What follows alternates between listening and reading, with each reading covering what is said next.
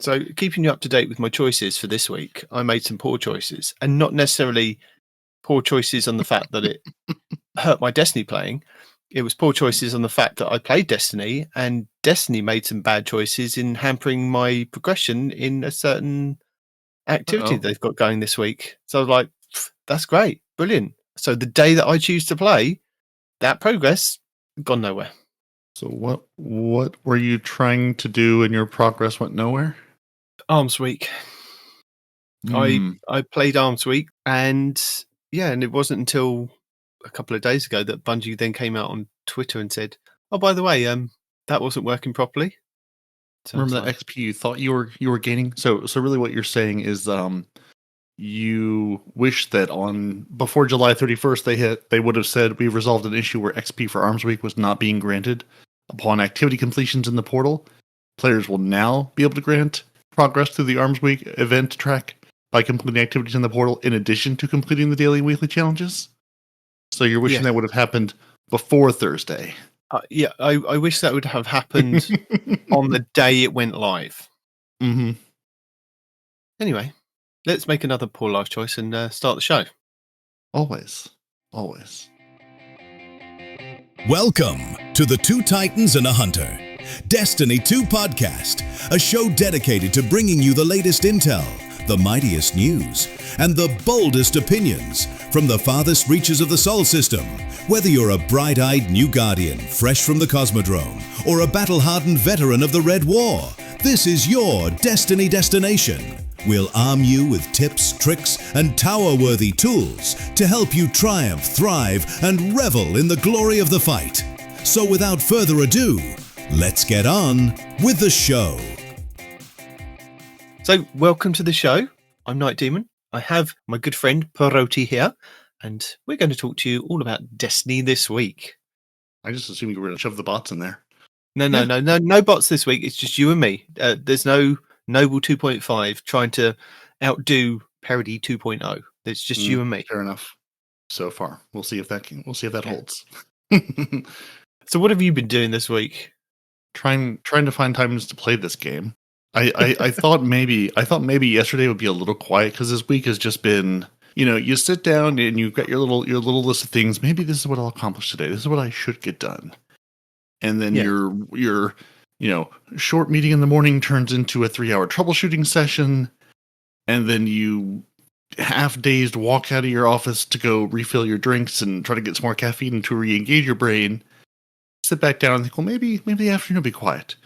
Cut to almost 3 p.m. going, well, that didn't happen either. So, about those things I was going to get done today. That sounds like a tomorrow problem now. So just rinse and repeat a version of that every day. I'm going, maybe I'll get to play my video game one day that I enjoy. Maybe I'll get to, participate in Arms Day. So I played a little bit here, a little bit there, but it's been a real hit and miss. I think I played like an hour at 10:30 the other night, and I played 20 minutes here, 40 minutes there, never very long. And I don't think I quite realized in the portal how few things were actually match made. Like how when I looked at Fireteam Ops, I thought, oh, Fireteam Ops, let me go jump into some things. We'll run some things with some people. None of this. I'm not doing Pinnacle. None of this should require end game level communications or anything. So I thought, oh, just run into some things. We'll run some fun activities. We'll get some stuff done. And just the number of things where it's like, well, no, you need to bring your own fire team. By fire team ops, we meant fire team not included. You need to bring your own. And I was just, I don't think I quite, I hadn't really sat down outside of the campaign long enough to really engage with the portal to go, what do you mean there's no matchmaking? I mean, yes, there is matchmaking in the one, quick play playlist thing. But I'm like, what about the rest of the things that you have in here? You have all these pages and pages of activities. What do you mean I can't just play those with 2 random people? This is not endgame. This is running strikes. This is doing whatever. But I was sort of hit the other night going, but I don't want to run the 2 things you have available to me. And then I forgot that Arms Week has its own little playlist that it had its own, which. To be fair, that I played a bunch of the PvP Arms Week thing that's no abilities. Yeah. That I've actually had. Again, I have no idea what state PvP is in overall, but going in with my little Giver's Blessing, and I think the shotgun hand cannon, the new whatever it is. Yep. The Finitria Farah, whatever that is.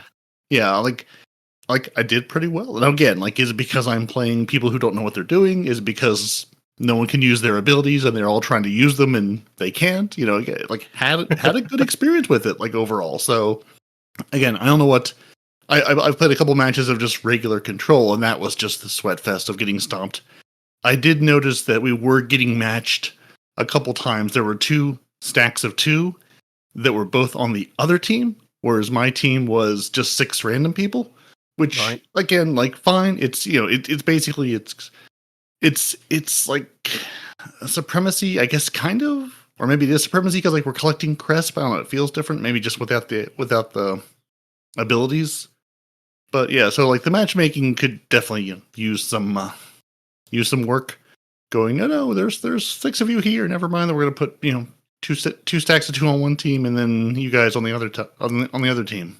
But yeah, but it's felt pretty good. Like my hand cannon or my Giver's Blessing felt competitive. Like I felt like I was able to kill things, and it wasn't just me getting destroyed. So I don't know. Like it's felt pretty good overall. Yeah. Again, in my you know handful of games I've played, and yeah, again I have no idea what state PvP is in overall. What's working, what's not working. I finally built myself into a tech sec armor set. Still running the Skull Fort because I just haven't bothered to. I have my 20 tokens that I haven't turned into for any new exotics yet. But I was going to say, did you not see an update your insurmountable or not yet? Not yet, no, because it's just I haven't been bothered to take my 20 tokens and figure out where to spend them, and I have been working on getting just sort of honestly just like handing the handful of new exotics I've gotten into a hole just to see what drops and just say, oh, let me just see what I get out of this. You know, and just see if it's anything good, bad, or otherwise. But yeah, the Skull Fort has just been so good. Just the ad clear has been so good on it. It's just been like a little ridiculous just how good that continues to be. Just going, yeah, I can kill this entire room. I don't need you.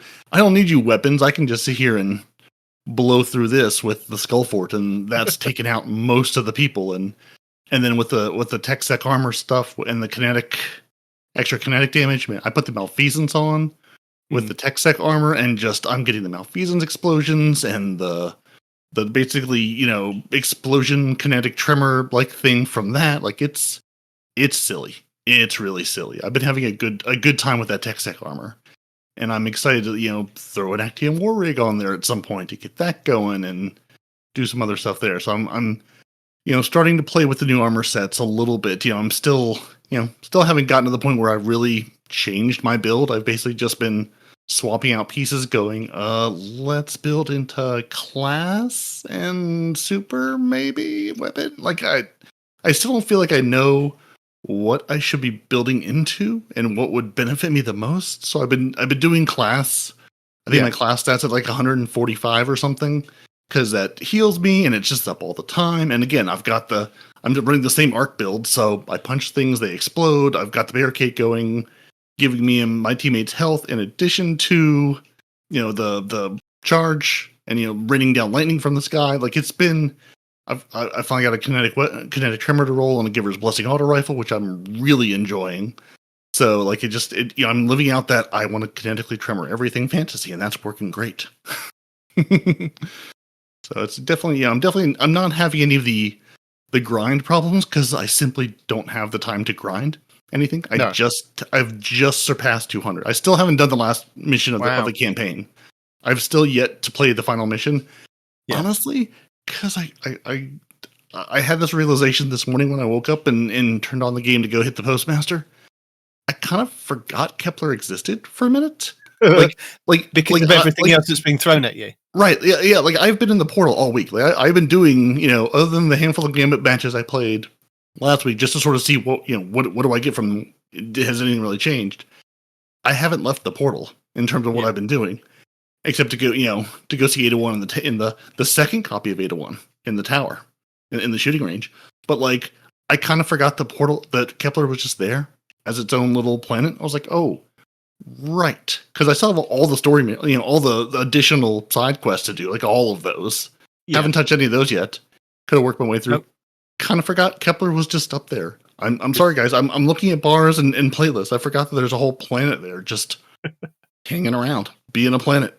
That's what happened when Right. That's what happens when you give us way too much stuff extra on top each week and just pile it on top. Right. Yeah, there's so much to engage with, so many bars that I can rank up and get materials and weapons and things from. Trying to get armor sets to drop in the things I think I should have. Like I was sort of waiting for someone to do the, like, hey, here's, because again, we had a very defined meta before on if you're playing this class, like these are the armor, or these are the stats, you want to spec into. I still don't feel like I have a good grasp of that. Like I understand, like what each thing does when I get over 100 and blah, blah, blah. But like, which of these is most worth my time? Like, where, obviously if I'm going to run a melee build, I want to spec into melee, but do I need to spec into health? Like, if I'm using an overshield barricade and all this, like, is health that important? Can I drop it down to like 20 something? Is that going to kill me? I'm just. Oh, no, not 20. No, why are you doing 20? Well, 100. Well, no. I mean, not 20. I mean, I think it's again. I mean, just as it's that was my problem last campaign. Is I was swapping armor and going, why am I dying? Oh, because you have no resilience, dummy. I mean, it's sitting at 62 right now, but I haven't really thought about it. So I'm just, trying to get that sense of what number should things be at to sort of be, good enough, and what things can I kind of ignore because I'm just going to have, all the extra stuff that this build will do for me, and will thus give me the survivability, give me the grenade, give me the whatever it is I'm looking for. I don't feel like I have a good sense of like what the one or two things I should really spec into are, unless I'm going whole hog into melee or something, which I'm kind of staying away from, at least just for a change. I know I'll eventually be back into melee land. I mean, I'm still punching things with the skull forge, so it's not like I'm not punching anything, but trying to branch out a little bit as a Titan from, punch things by jumping to the air first. Looking at you, Flesh Out Storm. And now that you've made some choices involving, I assume, playing the game this week, what are you playing with? What have you been playing with? Have you just stuck to the sword build and said, no, this I can stand here and just scream, "Come at me, bro"? And yes, yes, I can. I mean, it doesn't necessarily work in PvP activities, apart from what I did find out in the last week of playing the final shape, and I was doing all my gambit stuff, and I, being silly, I thought, I've got some heavy, I'll just whip out my sword and block when the enemy comes over to invade. And it was quite funny because whoever came over to invade was a Titan, and they popped their like throwing shield, and I literally stood there and tanked it, and he just kept throwing the shield at me, and it just kept bouncing off this sword. If he'd have just got out a weapon and shot me, because blocking with the sword and the strongholds just doesn't work in PvP. It is ridiculous. There's no survivability with it. It's not even a little bit. So that's what's really annoying, is that just you can't do anything with it in PvP. But I played the first night of Arms Week and did all the challenges for it, and was kind of just enjoying playing that and thinking that what I was doing was actually progressing the bar even further. But then when Bungie tweeted and said that it hadn't been going, and I'm like, really? I've put a little bit of time into this, and apart from actually getting your challenges done, that's the only XP that I've gained. I feel robbed, and I feel that I feel very aggrieved, and I need to have some compensation, like the rest of the Bungie community. When something goes wrong, I want to be compensated with silver or something, you know what I mean? But it's just the ridiculousness of it. I understand, but that was my night to play, and that's what I chose, and I made that mistake. Yeah, and said, "Hey, there's a new event. Let me engage with the new event." You would think that would be the thing that would work. Yep. You would think, Bungie. You would think. Pretty pleased. Yeah, it is just a little frustrating that. Yeah, you're playing a new activity and thinking, hey, this is the Arms Week thing. You told me it's up for 1 week. Let me go try to engage with this in this 1 week. And then I can't until Thursday. Oh, by the way, half the things don't work. And once you do the bars for, you know, the daily challenges, it's okay. Well, you've got to wait until the next day. It's going to say, hey, there's 4 hours and 12 minutes until the next, you know, set of things coming up. So it's not like you can continue to progress it. No, unless I did save some reroll chips from the last event, the heavy metal event, which I was able to use and transfer into this one. So I rerolled a couple of challenges last night when I was playing a bit more. So the reroll chips, I've gotten, I think, a reroll chip or two, and I honestly wasn't sure what to do with it. I didn't know what I was rerolling. Yeah. So it is for the challenges. Yes, yeah. The reroll chips are for the challenges, so you can reroll the daily challenges. I'm not sure if it works on the weekly. I can't remember 100%, but it might work on the weekly as well. So the idea is that you save your reroll chips if you don't need them, and then you can use them on the next event. But the currency that you get in the actual event tab is only for the reward shop, which is only available for when that event is up. So currently, you know the challenges, they will give you, say, 10 event tokens plus event XP, and then the weekly doesn't work. It's only the daily that you can reroll. So that would be a shame that you couldn't reroll the weekly one. Maybe the reroll, maybe that one could take 2 tokens instead of 1. But yeah, it's 1 token per reroll. Yeah, you get 90 event tokens, event XP, and Bright Dust for doing the weekly one. And then in the actual Arms Week tab, you can then scroll down and it takes you to the reward shop, and then you can use whatever, like the event tokens, only in the event shop there and then. So. Okay, yeah, because I've been dutifully running around with hand cannons, shooting things at the face, and then, you know, again, progressing things at least as much as I was able to, and honestly hadn't even really looked at the reward shop. You know, I sort of scrolled down to see, hey, there is a reward shop down here, but hadn't really looked to see what was there or why. Because again, most of the game's materials I've got thousands of. I don't need more of, but yeah, anything new, anything, that's. You know, like the reroll chips or anything that I don't have, stacks in my vault of, potentially excited to get a hold of. But yeah, it has been, a lot of bars to manage, a lot of things to look at and go, there's this over here and this over here, and I've got this guy over here, and just there are a lot of those different, there's the Arms Day bar and the weekly bar, and then this bar, and then you've got this to rank up, and then the actual season pass I'm working on. Just trying to sort of keep track of all the different bars I can be working on in different times and where all those playlists are. And going, oh, there's this one over here and that one over there. So, like, I did, again, still feel like I'm just sort of finding my way in the portal and just, not running out of things to do because I'm not sitting here at, end game. Oh, I can't get the tier 6, I can't get the tier 5 armor. I'm like, I'm just replacing some of my tier 1 with tier 2 armor at this point. Like, I'm not I'm not at the point where I'm looking at end game things. I'm playing this game casually because I don't really have another choice. I don't have the time to grind it.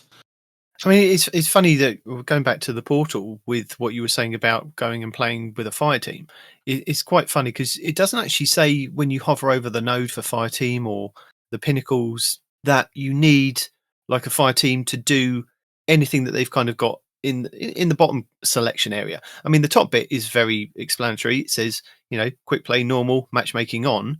And then below that, it doesn't actually say no matchmaking. It just says Fireteam 1 to 3 players, cooperative 10 to 15 minutes. And then it tells you what you can kind of get out of that mission. It doesn't make it explicit that literally you can play the Fireteam solo.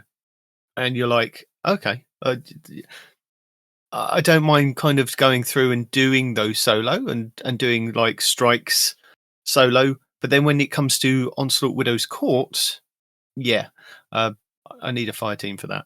Yeah, I would prefer not to do this on my own. Yeah, I wish it were a little, I wish it were a little clearer. And yeah, like mouse, or when you're, selecting over the things in the portal, it'll say, matchmaking on or off, but I kind of wish it were just a little more obvious. Like it was differently colored, the icons or something that you could just, you could look at this and go, okay, these bright green ones, those are the things I can play and it will give me matchmaking. Whereas these, I have to bring my own team. It seems like it was like, like the very first, like the quick play things were match made and then nothing else was. And then I found myself in a onslaught that was match made, and I'm sitting here going, now am I in the quick play thing? Am I in the arms day thing? I kind of forgot which list I was in at that point.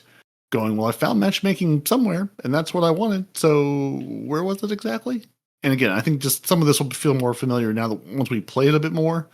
But some of it definitely just feels like there's just a lot that, yeah, you can play with the Fireteam, but we're not going to provide one to you. Like, you really need to, it feels like the promise of, hey, you hop onto this game and we'll put you with some people and you can go run some activities is more bring your friends with you because you're going to need to.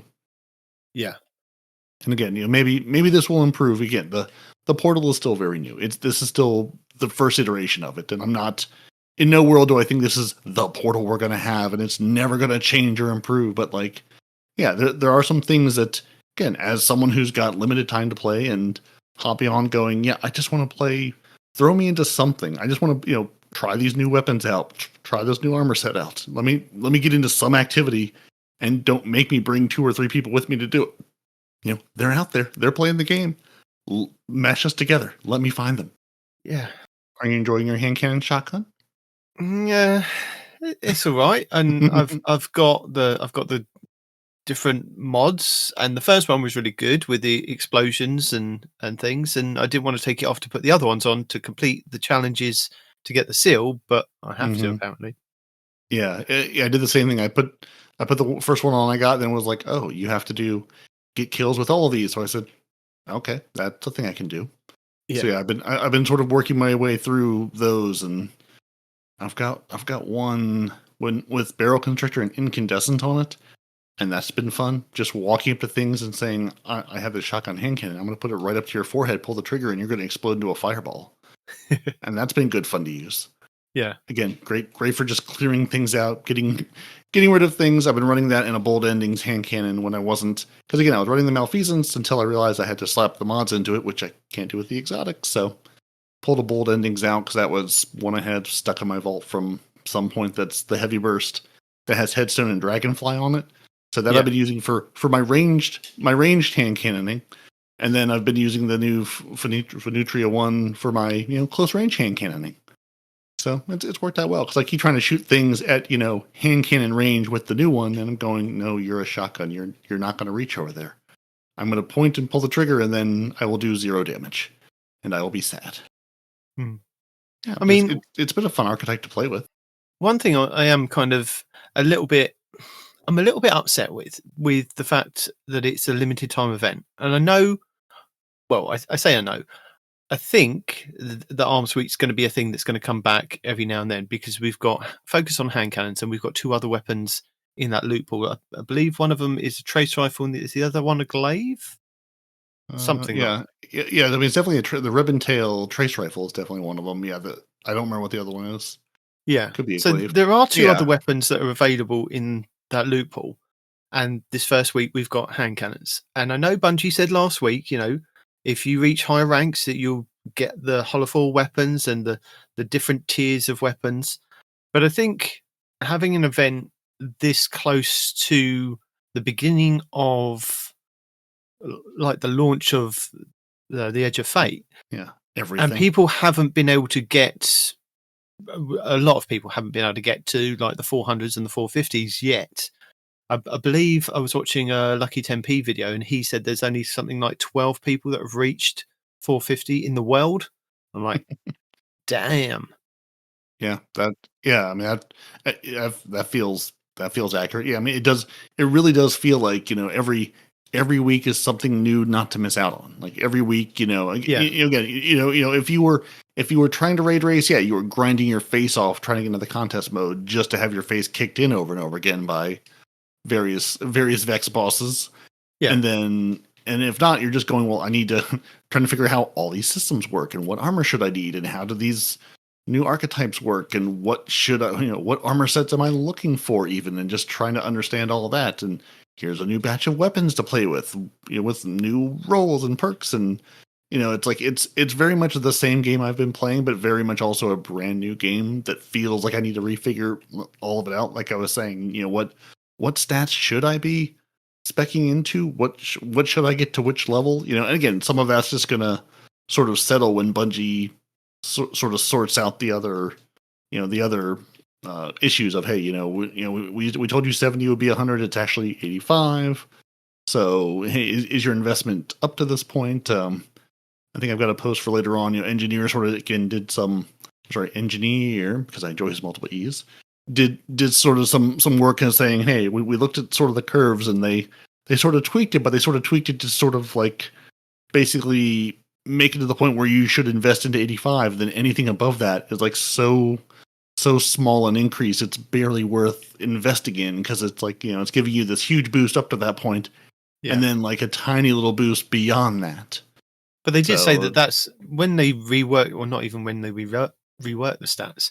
It was like it goes on that curve. It gets to a certain point, and then it really slows down the higher and higher you get. But like, the in between 7 and 8 is quite significant, and then between 8 and 9 was minimal, and then between 9 and 10 was even minimal before that. So that's not something new that Bungie have done. It's something that they've always kind of done. Yeah, and sort of that was at least the short term fix for this, which again, it just which is fine. Going, hey, you're going to get minimal increases at this level. Well, is that minimal increase worth it? Or is it worth it if I'm not doing if I'm not trying to do end game grandmaster level activities? Because I've been running, again, like as I've approached and now gotten to 200, like everything I'm doing feels good. Like, I feel stronger again. Definitely still not quite as strong as we were before, but we were so power crept doing, 16 trillion damage with everything. But, starting out the campaign felt very weak, felt very vulnerable, felt very much like I was in the strange planet and they were taking advantage of me. Now it feels much more like, I'm here, I can hold my own and I can do this damage to things, but it's, it feels a little bit better, but definitely just not as strong as maybe I'd like to. And I don't know, it's still, just again, and I'm sure some of it's just the stats.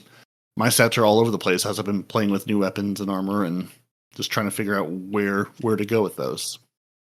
Yeah. Which I know that'll all settle and that'll come in time as people, as the nerds sit here and go, well, here's what these things do. Here's how they interact. Here's sort of the tier you should get to make this work. Or just, we are having to make decisions. Like Bungie said, like you do have to make choices of, am I going to spec into this at the expense of that? It's not just, stick my resilience to 100 and call it a day. Like there's actual choices to make, which I'm excited.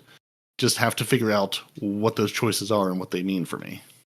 Yeah, I think there's a lot of people that are in the same boat. It's like they're just getting to grips with the game, and they're just getting to grips with the new systems and slowly getting their power up.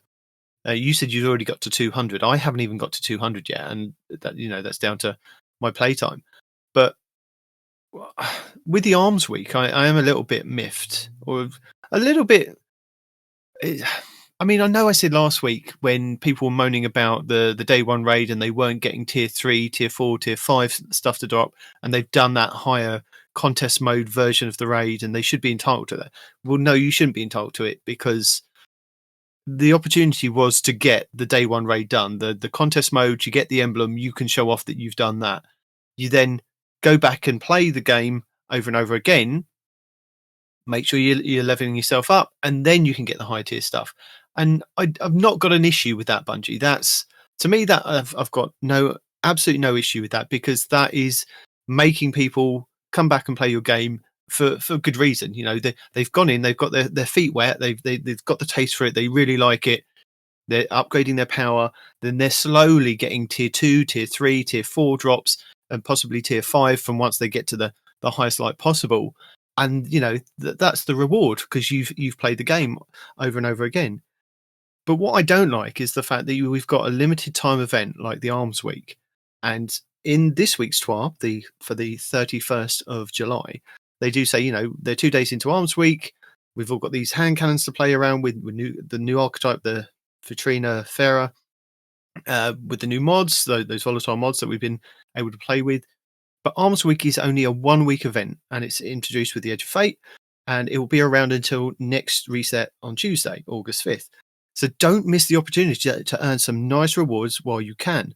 So they're putting that fear of missing out. But then what you don't realize and what they're not actually telling you is that maybe it's going to come back at another time. They're not giving us another time for when it is going to come back. They're also not telling you that to get the best possible chance at getting the holofoils or the tier 3, tier 4 weapons is that you need to have your light to the max. You know, you need to be in the 400s, 450s to get these ones to drop all the time. And what I didn't realize, what it's also tied to, and I think it was Clyde I saw on a TikTok, was saying he's consistently getting tier 3 weapons to drop from the engrams after doing the events and getting the engram currencies and grabbing the engrams and then going to Rahul and popping them.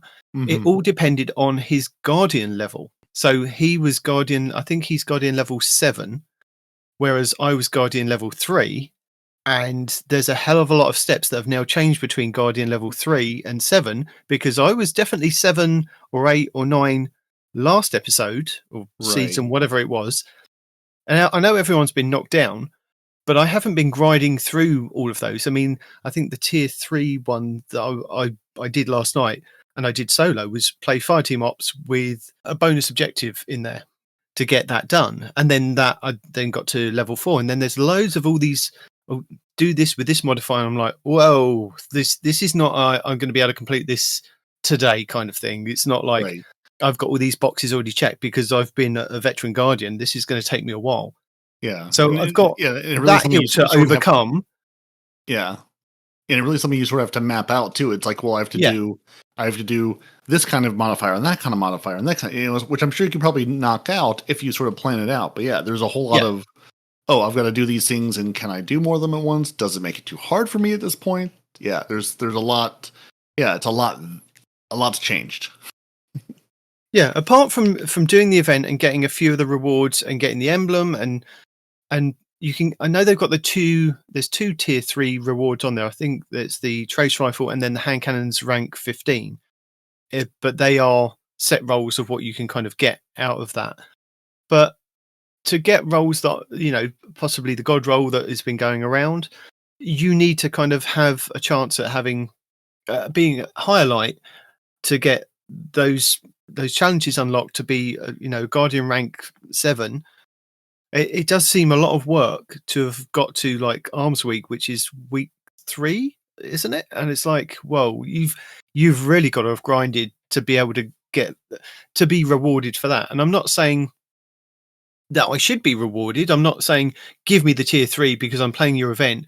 I'm saying that it's been quite a challenge to even get to the power level that I'm at, let alone the people that have grinded their face off to get to 450 to just get guaranteed loot, which, you know, to them is amazing. You know, I wish I was up there with them, being able to play the event and just get that loot to drop for me, tier 4s and 5s and a holofoils left, right and center. And I know popping the engrams gives you a chance of getting a holofoil, but I'm like, I'm not sure where I stand with the events being very limited with where they are and where they're placed. A little bit more information from Bungie would have been nice to know that, you know, yes, you can play the event, but you're not going to be able to get, you know, tier 3 and tier 5. But we do have another event planned that's coming up in maybe the next month that you'll then hopefully be able to put your rank up.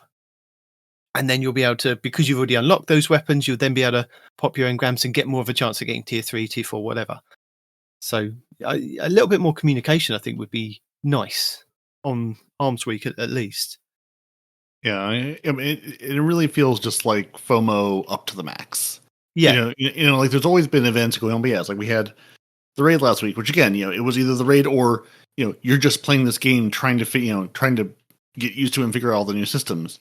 And then there's Arms Week this week, and then there's Solstice coming, and then, you know, and then there's, you know, there's always something coming. It's just like it really has felt like, you know, every week you have to go, you know, I mean, to be fair, you have to get on and engage and play something new and do this and do that.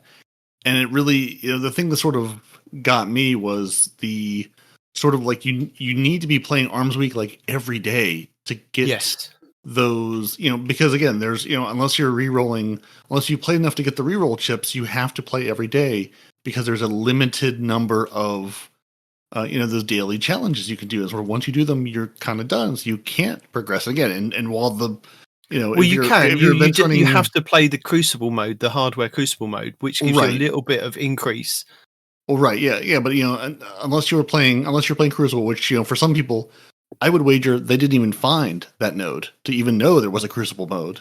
Because at one point, like I was reading it, going, "Go play the Crucible mode," and then because again, I look at the Arms Week overview, and I remember that at the bottom is the title, and and the reward shop thing. I kind of forgot that there was the list of things to do, sort of the Arms Week events, which in this case is the shooting range or the Arms Week hardware. The player versus player, it's 6v6 teams, outlier protection, volatile mods are enabled for curated weapons, hardware modifier active, no abilities, supers weapons only. I would wager that some people maybe didn't even remember that you could go to the Arms Week's page, and there's all their daily and weekly challenges. Maybe they went down to the shop and maybe didn't even realize that there was that PvP mode there, because it's just the shooting range and PvP mode, which I get it, because those are the two things you need for this event. Go talk to Ada in the shooting range, and then you can go play PvP. But from the look of this, it's like, well, is that all I can do? Is that it? And yeah, kind of until Thursday, it sort of was. To have an event that runs Tuesday to Tuesday, and then the first 2 days of that, to basically give you one way to increase your rep on this already time limited event that you basically had to play every day to get. Yeah, to get those weapons locked. If you want the holofoil weapon, if you want to get to the top rank in it, you had to play every day basically to get those steps unlocked. Well, that's the thing, isn't it? It's just, I don't mind. Like, the raid is always going to be there, so yeah. I say it's always going to be. It should always be there. So there is no fear of missing out. That you couldn't get it if you did the day one contest and you only got the tier 1 loot. You slowly grind your power up. You get, you can get to the best weapons and the best armor eventually, because it's not a limited time event like the Arms Week thing. And it could be a possible thing that a lot of people don't get to power level 400 before the Arms Week kind of is over, and then we're into Renegades. And they might have another Arms Week in Renegades, but I know we then said, it's going to be easier for people to start at 200 to then grind to the 450. So Renegades should technically be a little bit easier for people. I don't like those tiers are kind of locked behind the fact that you haven't grinded for 3 weeks to get to that point, or even 2 weeks to get to that point to get the good stuff. It's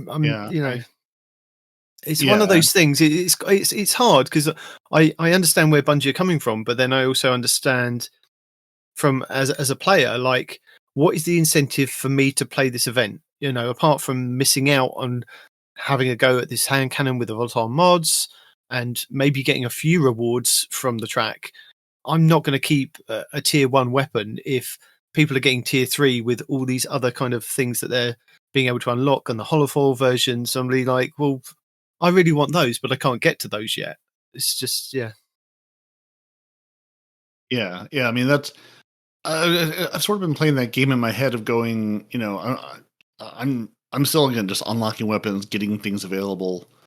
I mean, I'm looking at this going, I'm at the point now where, again, I'm taking my tier 1 armor and starting to go, okay, what, again, sort of hitting 200 was the point for me where I sort of said, okay, what armor have I had drop that is tier 2 at this point, if anything? And yeah, there's a handful of things, because I honestly hadn't even been looking. I basically been looking, again, I was looking for a tech sec because I wanted to sort of to throw that on and play with that and get those kinetic perks from it. But I hadn't really been looking what tier it was. It was sort of, I was basically looking at, where are the stats? What's the stat distribution? Are they sort of in class and in weapon and stuff like that? Like, I hadn't really been looking at the other pieces. And now I'm sort of looking at that. I deleted a whole bunch of tier 1 armor, said, I just don't, I just don't need this. This is not, it's tier 1 armor. It's under 200. It's not, the stats aren't in the right spot. Let me just start getting rid of some of this. So I've been doing a little bit of that. And then again, just, sort of working on that increase of, I'm just, I'm looking for weapons with roles I'm enjoying. Again, haven't really been looking at what tier the weapon is. Like, it's just, it still all feels very new. And again, I'm still new to this. I'm still, I'm not hitting the end of my grind. I'm not hitting, peak power. I'm not sitting here going, oh, I can't get to tier 5s yet. Like it's still, But you there shouldn't still be. feels like a long way to Technically, go. we're in week Right. 3. Technically, you shouldn't be. It shouldn't be, oh, I'm missing out because of X, Y, and Z. It should be, I'm enjoying playing your game. I'm enjoying getting blues and going, oh my God, I've got a blue to drop. And what can I put in? Is that infusible? Is it something that's going to help me? Oh, yes, it is. Brilliant. The excitement there is for like when a blue engram drops in the middle of a mission, you like run over it, pick it up, and then infuse it into something just to make yourself a little bit more powerful. Right. That's the cool thing about it. It's just I'm still deeply enjoying that. Again, Yes. I have not cared about armor in this game for I can't tell you how many seasons. I basically had 2 or 3 armor sets that had, double, almost triple 100s, a couple with triple 100s in spots, and I had not thought about an armor piece. I just said, these are fine. I'm not, I'm not the day one contest mode raider. I'm not doing all the in-game activity, but I can do the in-game activities, and I do just fine. I have what I need to have fun playing this game, and that's still where I am. I'm still, I understand. Yes, there are some people out there who are 450 and have absolutely tried to grind their face off and understand it all. And some of them are content creators saying, "Well, I need to sort of get this unlocked to then make content to explain it to other people." Great, I'm glad you all are out there doing it. I've played my couple hours a week, and I'm just having fun interacting with the game. I'm not, it's not a job. I'm not treating it like a job. And I think, people who see, see the content creators out there going, well, here's how you unlock this weapon. Here's how you get the catalyst, and here's how you do this, and here's how you collect all the 17 data pads, and here's how you do these. You don't have to do any of that right now. No, you don't have to do any of that day one, week one.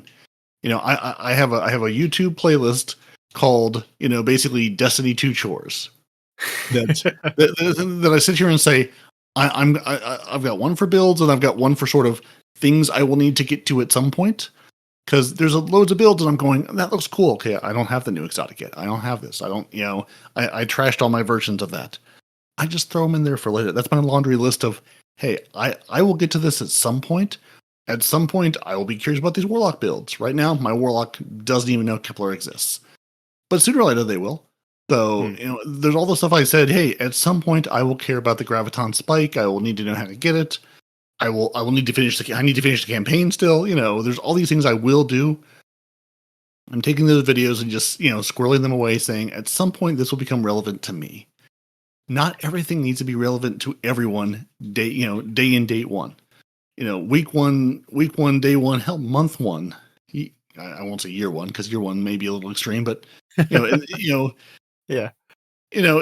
There's so much to do in this game, and there's something new coming all the time. You don't need to be done with everything. If you're sitting here unhappy with the state of the game, give it time. Take a breath, step away. Just take a beat. If you've sucked all the marrow out of the game this week, give it time. If you're unhappy the Bungie hasn't fixed every single issue they have with the game so far, are you new here? It's gonna take a minute for them to work all this stuff out. Yes, there's a lot of bugs. Yes, there's a lot of issues. Yes, there's a lot of things that need to be tweaked and improved.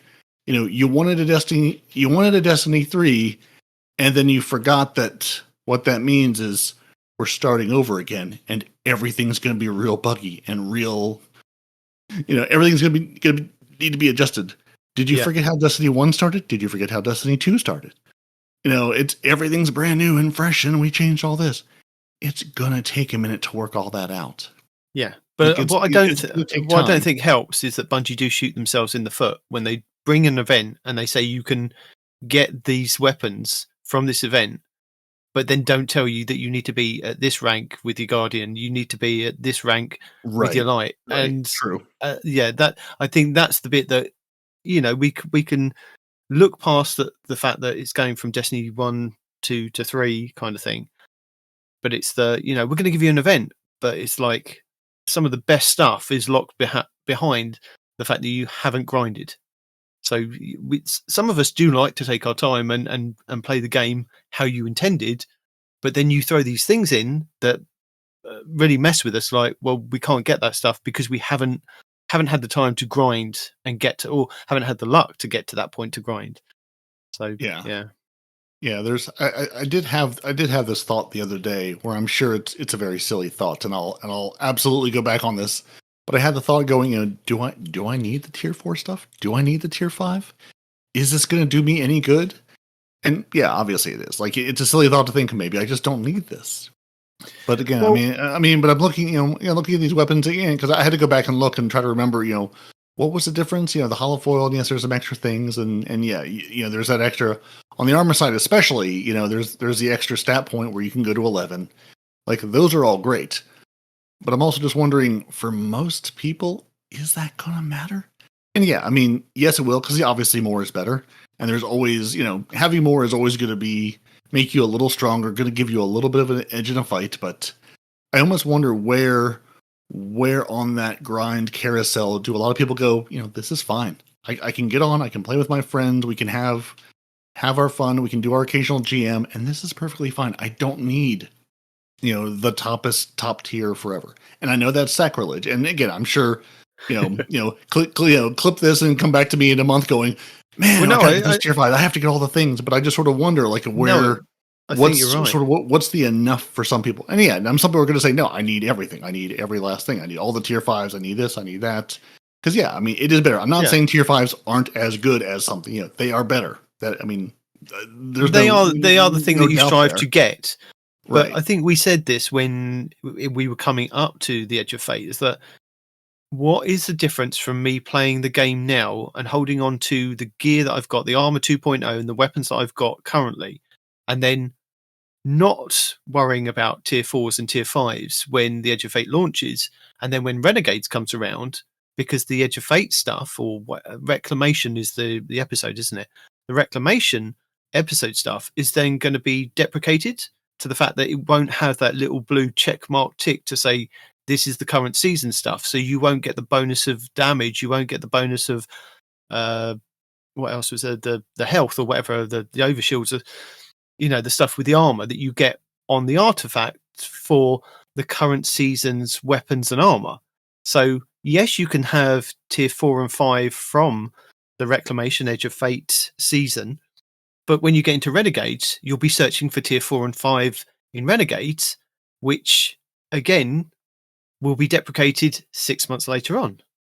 Or not deprecated as in downgraded, so it won't be any better than the stuff that I've got in my vault now that I had pre-Edge of Fate. Some of the armors might be better stat worked, but the weapons, if I've masterworked my adept role of whatever from trials like now that I've got before we get to Renegades in December, it's not going to be any different from some of the good stuff that I've got from Edge of Fate. So there is that kind of, do I worry about it now? I understand that maybe you're trying to get some good builds and things together, but do you need to worry about it as much?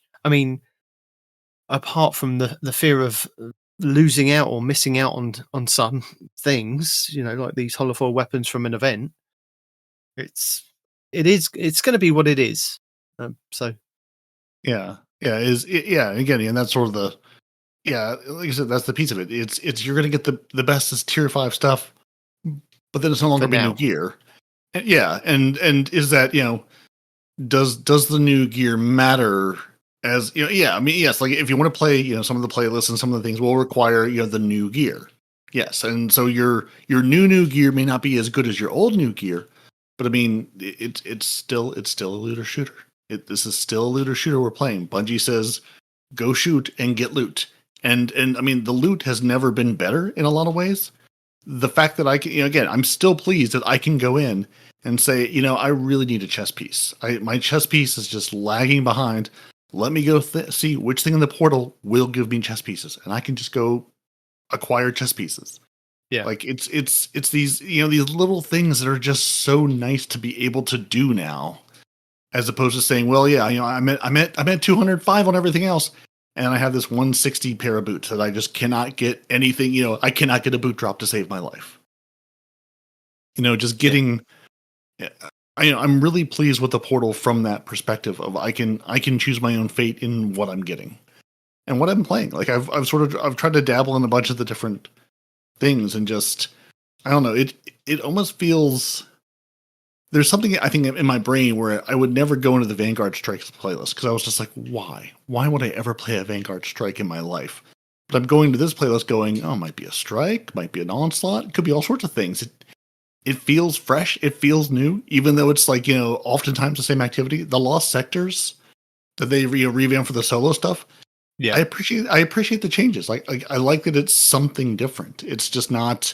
It's not. Yes, I played this Lost Sector 1,000 times before, and yeah, I know exactly where to go and what to do. I like that they tweak them. I like that it's different. It's not a brand new activity, but it is something a little different, and I really appreciate that. It makes things feel fresh that you've done over and over and over again.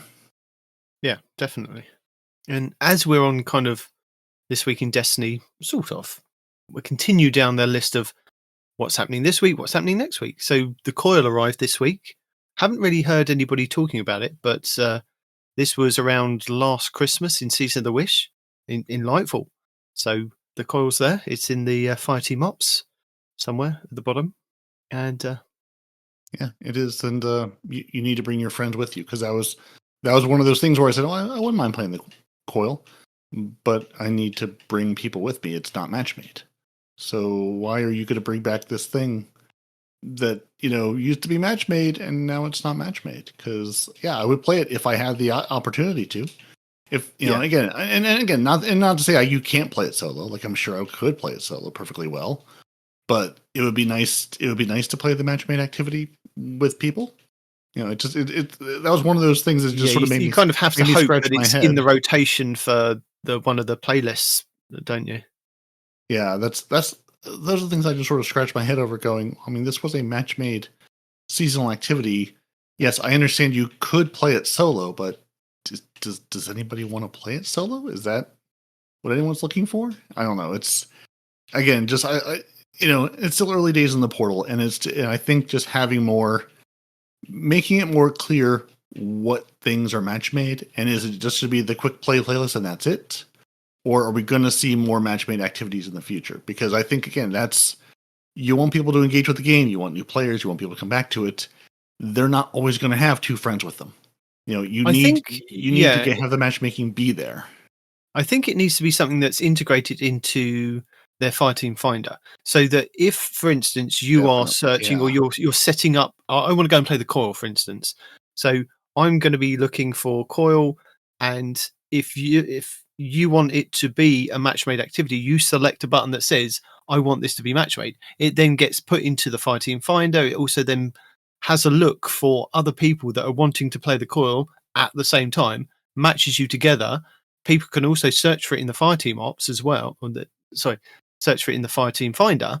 So that it gives it more avenues of kind of, putting you as a Fireteam. But if you want to kind of do it solo, like you want to be an esoteric and you want it to be on the highest rating possible, and you want to kind of go and do that, then there should still be the option to kind of untick that box to say, no, even though it is a Fireteam Ops thing, I still want to kind of do this solo, and I want to do it on the hardest. I want to do this and I want to do that.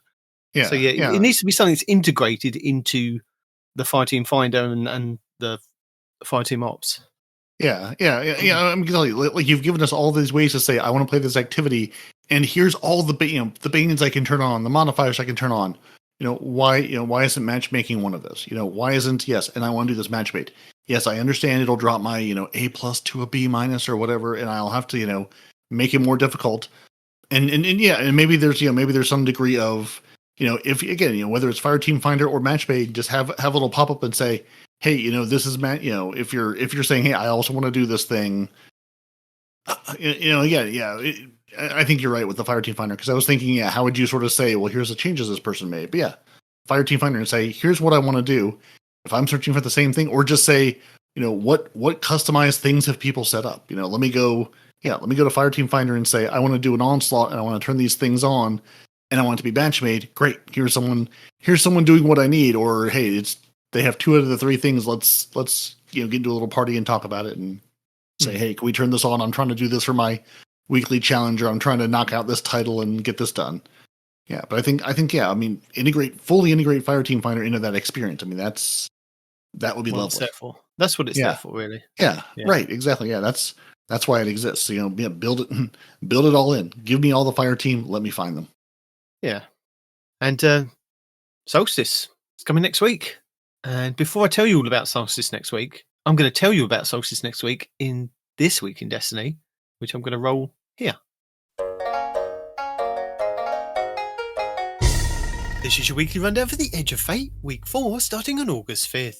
Destiny 2's summer event Solstice returns this week with a whole host of loot in-game, including Solstice armor, event rewards, and a bunch of cosmetics at the Eververse store. Start the celebration by visiting Eva Levante in the Tower Courtyard, or by opening the event home in the portal. Once you've seen Eva and picked up the quest, you'll be able to play this year's Solstice, which is a little bit different than in past years. No longer do we have access to the European Aerial Zone and the Bonfire Bash event, but instead we'll be able to play activities in the portal with a plethora of special Solstice modifiers, including Hot Potato, carryable solar flares occasionally drop from defeated combatants. Passing it between players increases the amount of damage it will do. Fired up, dealing damage and final blows from solar sources raise a heat meter. Once full, your weapon causes solar explosions. Class Healing, heal yourself when using your class ability, and Igniter, precision hits against scorched combatants cause ignitions. These modifiers will rotate daily in portal match-made activities, that can be selected any time within the custom difficulty selection, with one exception. Hot Potato will stay on each day for portal match-made activities. And in the Crucible Ops we will see the new Solstice Scorched Crucible playlist, where everyone on both teams will have a Scorched Cannon, in Clash, Control, and Rift game modes. This year's rewards will see 2 new weapons added to the Solstice loot ball, the new Aerial Denial Frame Strand Grenade Launcher Festival Flight, and the new Solar Lightweight Frame Submachine Gun Yeartide Apex. Both will be available in standard and new blue and gold Ocean Wave Holofile versions. Also returning this year is the Void Lightweight Frame Bow Fortunate Star. Previous Solstice weapons which could also return are the Something New Stasis Aggressive Frame Hand Cannon, the Compass Rose Solar Precision Frame Shotgun, and the Crowning Duolog Strand Precision Frame Rocket Launcher.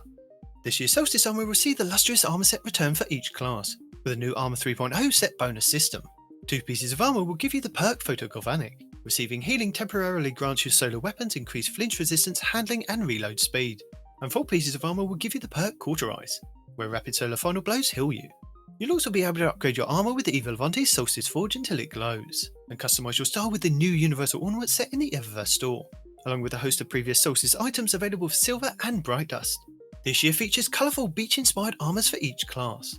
Titans rock bright blue swim shorts, inflatable shoulder pads, and even a yellow duck floaty strapped to their waist. Warlocks are in full vacation mode with a straw hat, balloon animal accessory, and a tropical pattern wrapped into their robes, while the hunters look like deep-sea divers, suited up in wetsuit-style armour with wave decals, a safety ring, and built-in goggles. Also available this year is the Grillmaster Ghost Shell, the Megaladash Skimmer, the Titanium Tyrant Sparrow, the Flying A Ship, with a wide variety of Solstice-inspired emotes, and bundle of shaders available for silver only. Traditionally, players can level up the Solstice event card, which is now included in the Portal system, featuring updated challenges and an updated reward track, similar to Arms Week. Challenges for the event include Solstice Supernova, Scorching Hot, Strike a Match, The Fire Within, Solar Flares, Speed of Sunlight, Sensational Explosions, Solstice Getaway, Sunburns, Solstice with Sunburn activities. Solstice also comes with a new and improved reward shop. By completing the event triumphs, you'll also earn the unique Solstice seal, titled Flamekeeper. This year's triumphs are A Sunny Score, Sunlight 'em Up, Around the Sun, Beneath the Sun, Solstice with Yourself, Night of the Solstice, Sublime Glow, Hero of the Solstice, Heat of the Crucible, Solstice Vacation, Like a Phoenix, and Forged in Sunlight. Solstice will be available for 2 weeks, running from the daily reset on August 5th to the daily reset on Tuesday, August 19th. In the Crucible Ops this week will be Solstice Scorch, Competitive, Control, and a variant of Cutting Edge. Trials of Osiris returns at the weekend on August 8th, with other non-featured modes found over in the Crucible Director. In the Solo Ops we have Skywatch, the Salt Mines, the Conflux, Creation, K1 Logistics, and Caldera. In the Fireteam Ops we have the Strikes of Liminality, the Devil's Lair, Proving Grounds, Inverted Spire, and the Glassway. Battlegrounds Oracle, Foothold, Delve, and Conduit, Empire Hunts the Warrior, Technocrat, and Dark Priestess, Sapphire Spire Offensive, Onslaught Widow's Court, and Midtown, with the Coil. And in Pinnacle Ops this week, Exotic Missions Starcross, with the Wishkeeper Bow being the main reward, and the Season of the Wish weapon set, the Whisper, with the Whisper of the Worm Exotic Sniper being the main reward, Kel's Fall, with the Slayer's Fang Exotic Shotgun being the main reward, and Encore, with the Choir of One Auto Rifle being the main reward. And as a reminder, once you've beaten the main campaign, you then gain access to activities and world events on Kepler, such as time-lapse missions and world tiers. where you can increase your challenge and rewards with fabled and mythic difficulties. We also have a new 3-player match-made activity called Deceive, which is active every 2 hours with a countdown timer on the map, plus 2 featured weekly missions. Mission 1 this week should be Invitation, and Mission 2 should be Gouge. You'll also gain access to the Altar of Relativity, where you'll find pursuits, focusing rewards, upgrades and exchanges. This week's challenges are Mod Collector, Fallen Destroyer, Stasis Armaments, In the Battle, Boss Battle, and Precision Calibration. And if you're a returning player, it's worth dropping in to see Ada 1 in the Tower Annex, as she will gift you 20 exotic requisition orders, which guarantees new archetype rolls for pre-Edge of Fate exotics you've already unlocked.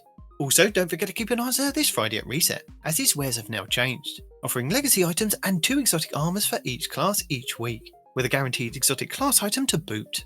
For our legacy rotation, the Dreaming City this week is at a weak curse level, which means Petrovenge can be found in the Strand and has the Broken Courier mission for the next week. The Blind One features Scorn enemies and the Plagues, Sicarus and Varicus. The Ascendant challenge will be the Forfeit Shrine over in the Gardens of Vasilia. On the Moon, the weekly story mission is Beyond. The Trove Guardian is located in Archer's Line, while the Wandering Nightmare is the Nightmare of Hawkis in the Anchor of Light. Nightmare hunts Fogoth, Fear, Ghoul, Rage, and Tanix Isolation. The Altars of Sorrow will start this week's rotation with the Nightmare of Tanix and the Apostate Sniper. On Europa this week, Coridis the Dark Priestess will be the Empire Hunt, Eventide Runes will be the Eclipse Zone, and the Exo challenge will be Survival. Dares of Eternity Expert difficulty rounds are Vex, Cabal, and Crota. The Scatterhorn armor set and the Pathfinder armor set will be available in Dares of Eternity with Weapon Set 4. Fractithis, Chrysia Amilo, Volpicula, Wolftone Draw, Iotona Draconis, Canis Major, Contingency Plan, Legal Action 2, Outrageous Fortune, Steel Syllabus C14, and Spoiler Alert. The Witch Queen Weekly Story mission is The Arrival, Altar of Reflections Catalyst, and Altar of Reflections Insight. The Wellspring activity will start the week on attack, with the Kinetic Bow, Feltar Diddle, and Borgon Hive Knight as the boss.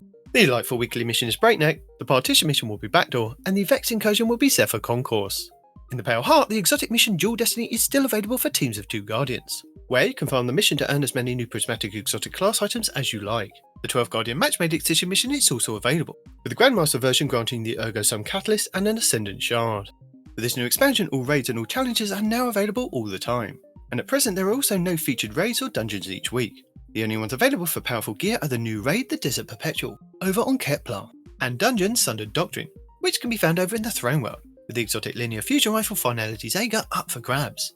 The exotic mission rotator will be Starcross, over in the Legends tab, with the Wishkeeper exotic bow being the main reward, and the Season the Wish weapon set.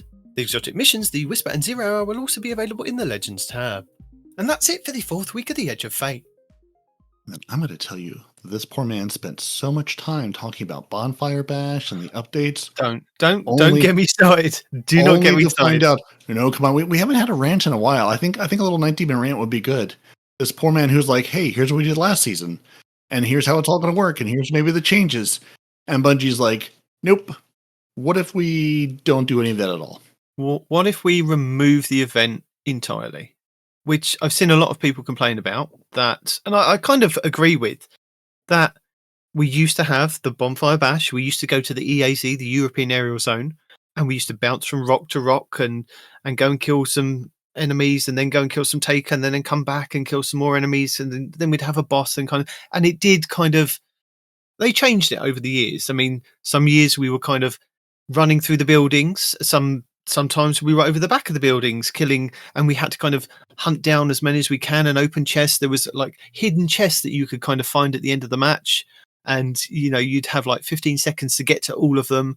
There were so many different versions of it. And they kind of just decided for, I think it was at least the last 3 years, they would have a huge bonfire in the middle. And we'd have to kill enemies that would drop the little sparks that we'd then have to throw at the bonfires. And, you'd have people like me that just couldn't kind of hit that bonfire, hit the walls around it. They were meant to be auto-tracking, but you would still find the wall. So this year's Solstice, we haven't got a Bonfire Bash. We're not going to the EAZ.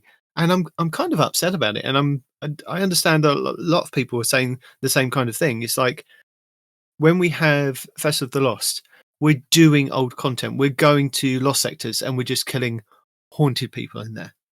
When we do Guardian Games, we are just doing the stuff that is normally on the director, just with different modifiers. Guess what? Dawning comes around, you're doing baking cookies, but to get the ingredients, you've got to do the stuff that's on the director with different modifiers. And guess what we've got coming up now? We've got Solstice. And you can go and play Solstice stuff with different modifiers from stuff that's in the portal or the director. It's like you've removed something that was different from what we actually get all year round, kind of thing. Yeah, from what's just there all the time.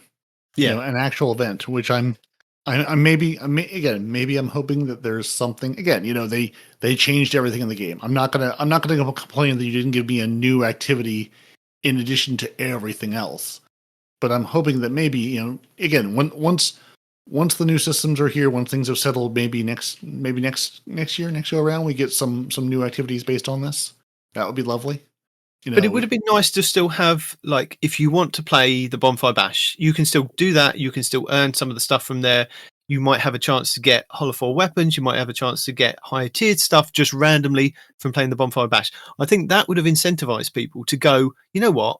I could play the stuff in the portal with just some of the modifiers on, but I want to see if I can, you know, roll the dice and see if I can get some holofoils, or I can get a tier 3 or tier 4 weapon to drop from completing the Bonfire Bash. If you do it in fast times, or, you know, different things help kind of add to the fact that you get those drops at maybe a lower light. You don't necessarily have to be at 450, but there is a small chance and the chances go up if you complete it in this amount of time, or if you kill this amount of taken in this amount of time, whatever. It would have been a nice little incentive for people to go, you know what, I could see if I can go and get X, Y, and Z from that.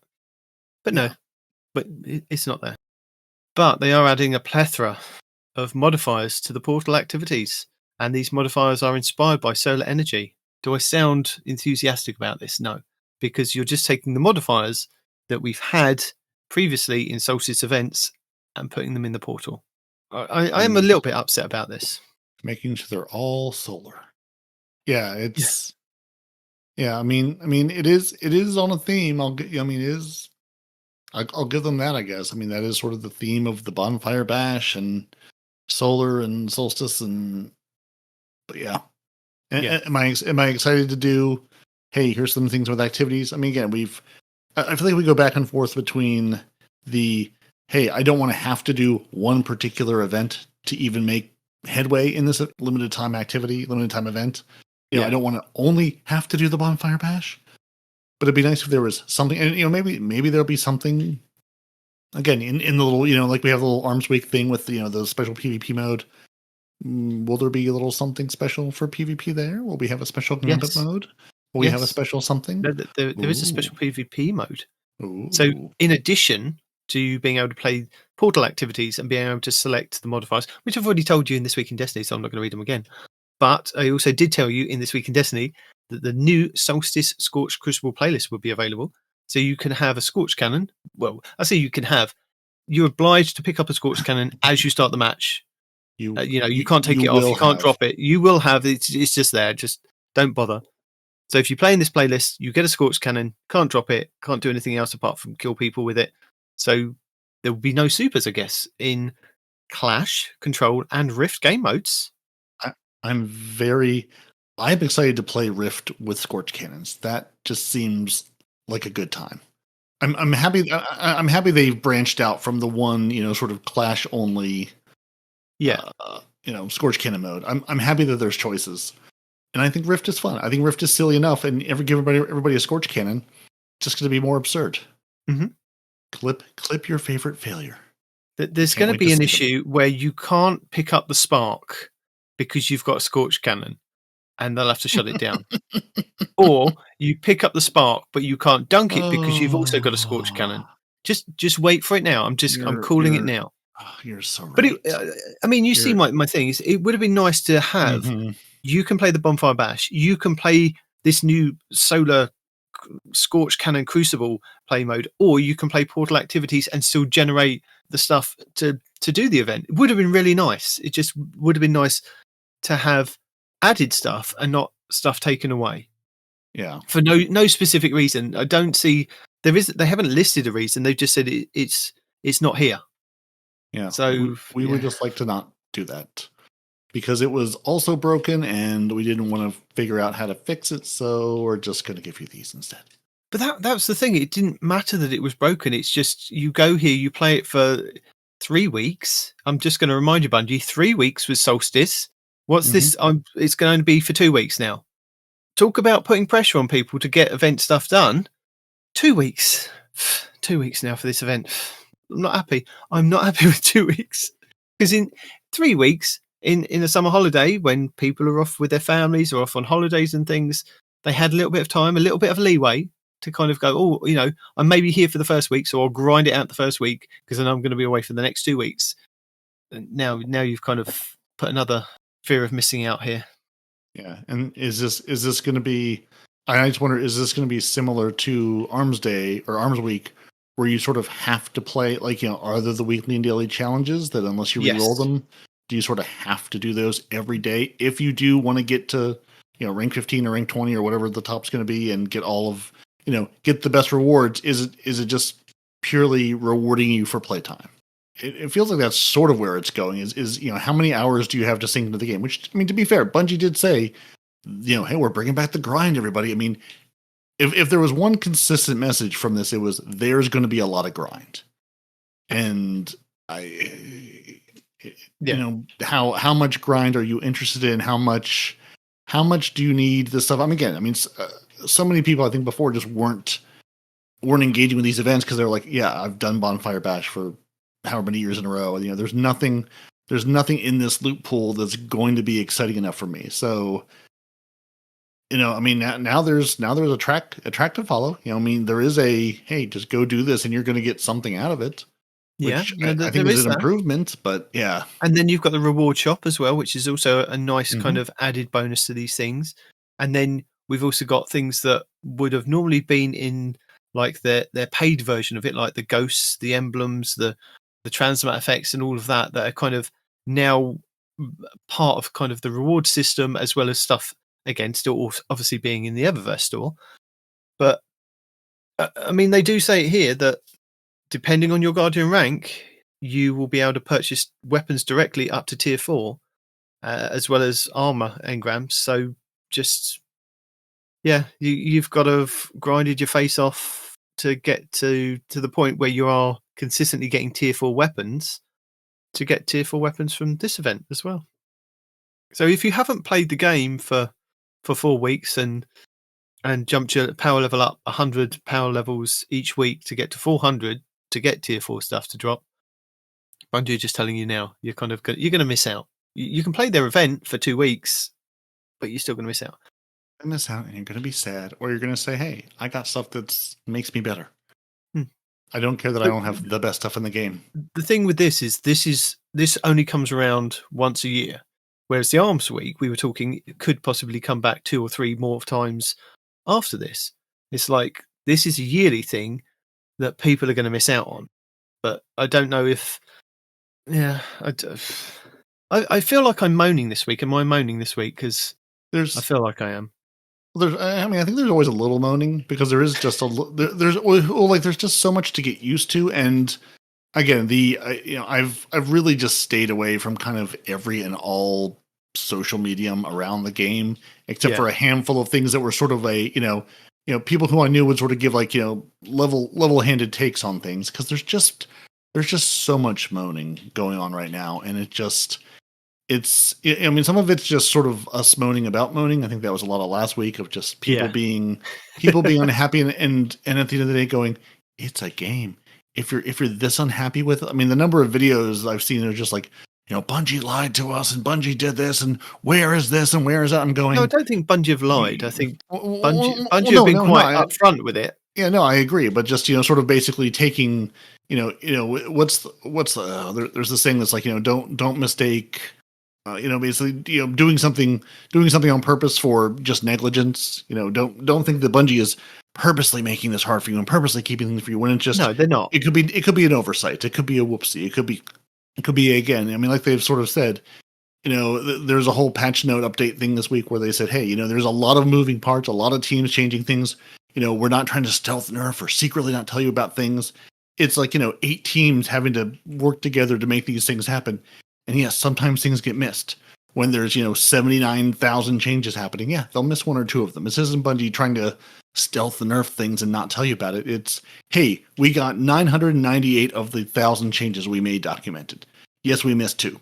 That's life. That's that's people working. I can see where Bungie are coming from.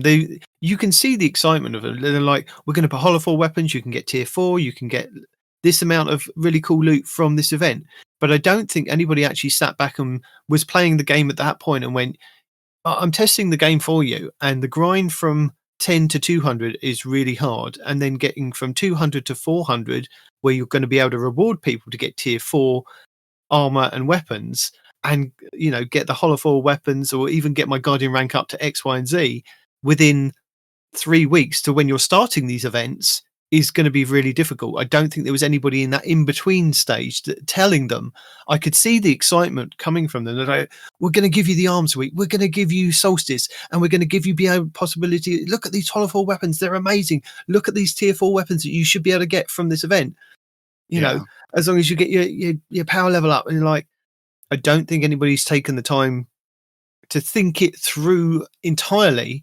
Of your average player base that are still just playing the game aren't able to get to that for your limited time event. Yeah, I think that's where the disconnect is really like the. Yeah, how long? How many people will be here to take advantage of this? And exactly, and maybe they were also saying, and again, maybe they did do that math and say, listen, these are aspirational. Yes, 2 or 3 weeks into this game, you will not be highlight level. You will not be max level. Most of you will not be. But but we're going to put the system in place for next year.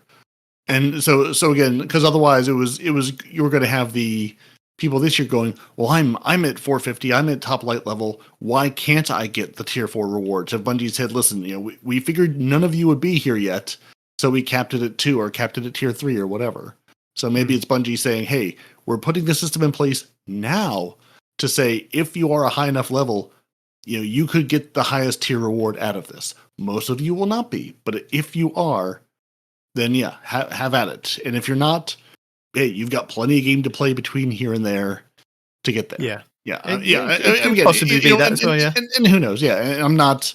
Yeah, I know. I mean, who knows which it is? And reality is probably a little bit of both. Honestly, it's probably a little column A, a little column B, but yeah, it does feel like the expansion comes out and then it's just every week there's something new, which I mean that's what people want. I mean, people, everyone says, hey, we want to have new activity, we want to have this thing and that thing. There's something to do. It's hard to sort of gauge where we are in the FOMO cycle of Destiny. Whereas before, I mean, this was Destiny before. It was something new every week. Something new is out. Got to play this. Got to get this. Got to unlock this. Got to do this. Got to rank up this week. Got to do this activity. And then Bungie said, we just want you to play with your friends and hang out and have a good time. So there was a lot less FOMO involved. It was a lot, more. I don't know if I want to use the word casual, but there wasn't the feel of you have to play every week because you're gonna miss out something big. There's a story. There's an exotic mission. This is dropped. This new event is here. And now we're really fast forward again to every week is something new. Every week is something to miss out on. Every week is there, there is a reason to turn on this game, which, I mean, at the end of the day is what Bungie wants. They want us to play the game. They want us to be here. They want us to be, enjoying this thing that they've worked so hard on for the last decade plus. But I don't feel that any point prior to this, that if I played an event or if I played something that was limited, I had a fear of missing out on getting what I wanted from that if I just played the game. So if I wanted to do like the Pantheon stuff, I was in there playing with people that were trying to get the Pantheon challenges done. I mean, I didn't get it done because I didn't put in the required time in that time period that Pantheon was up.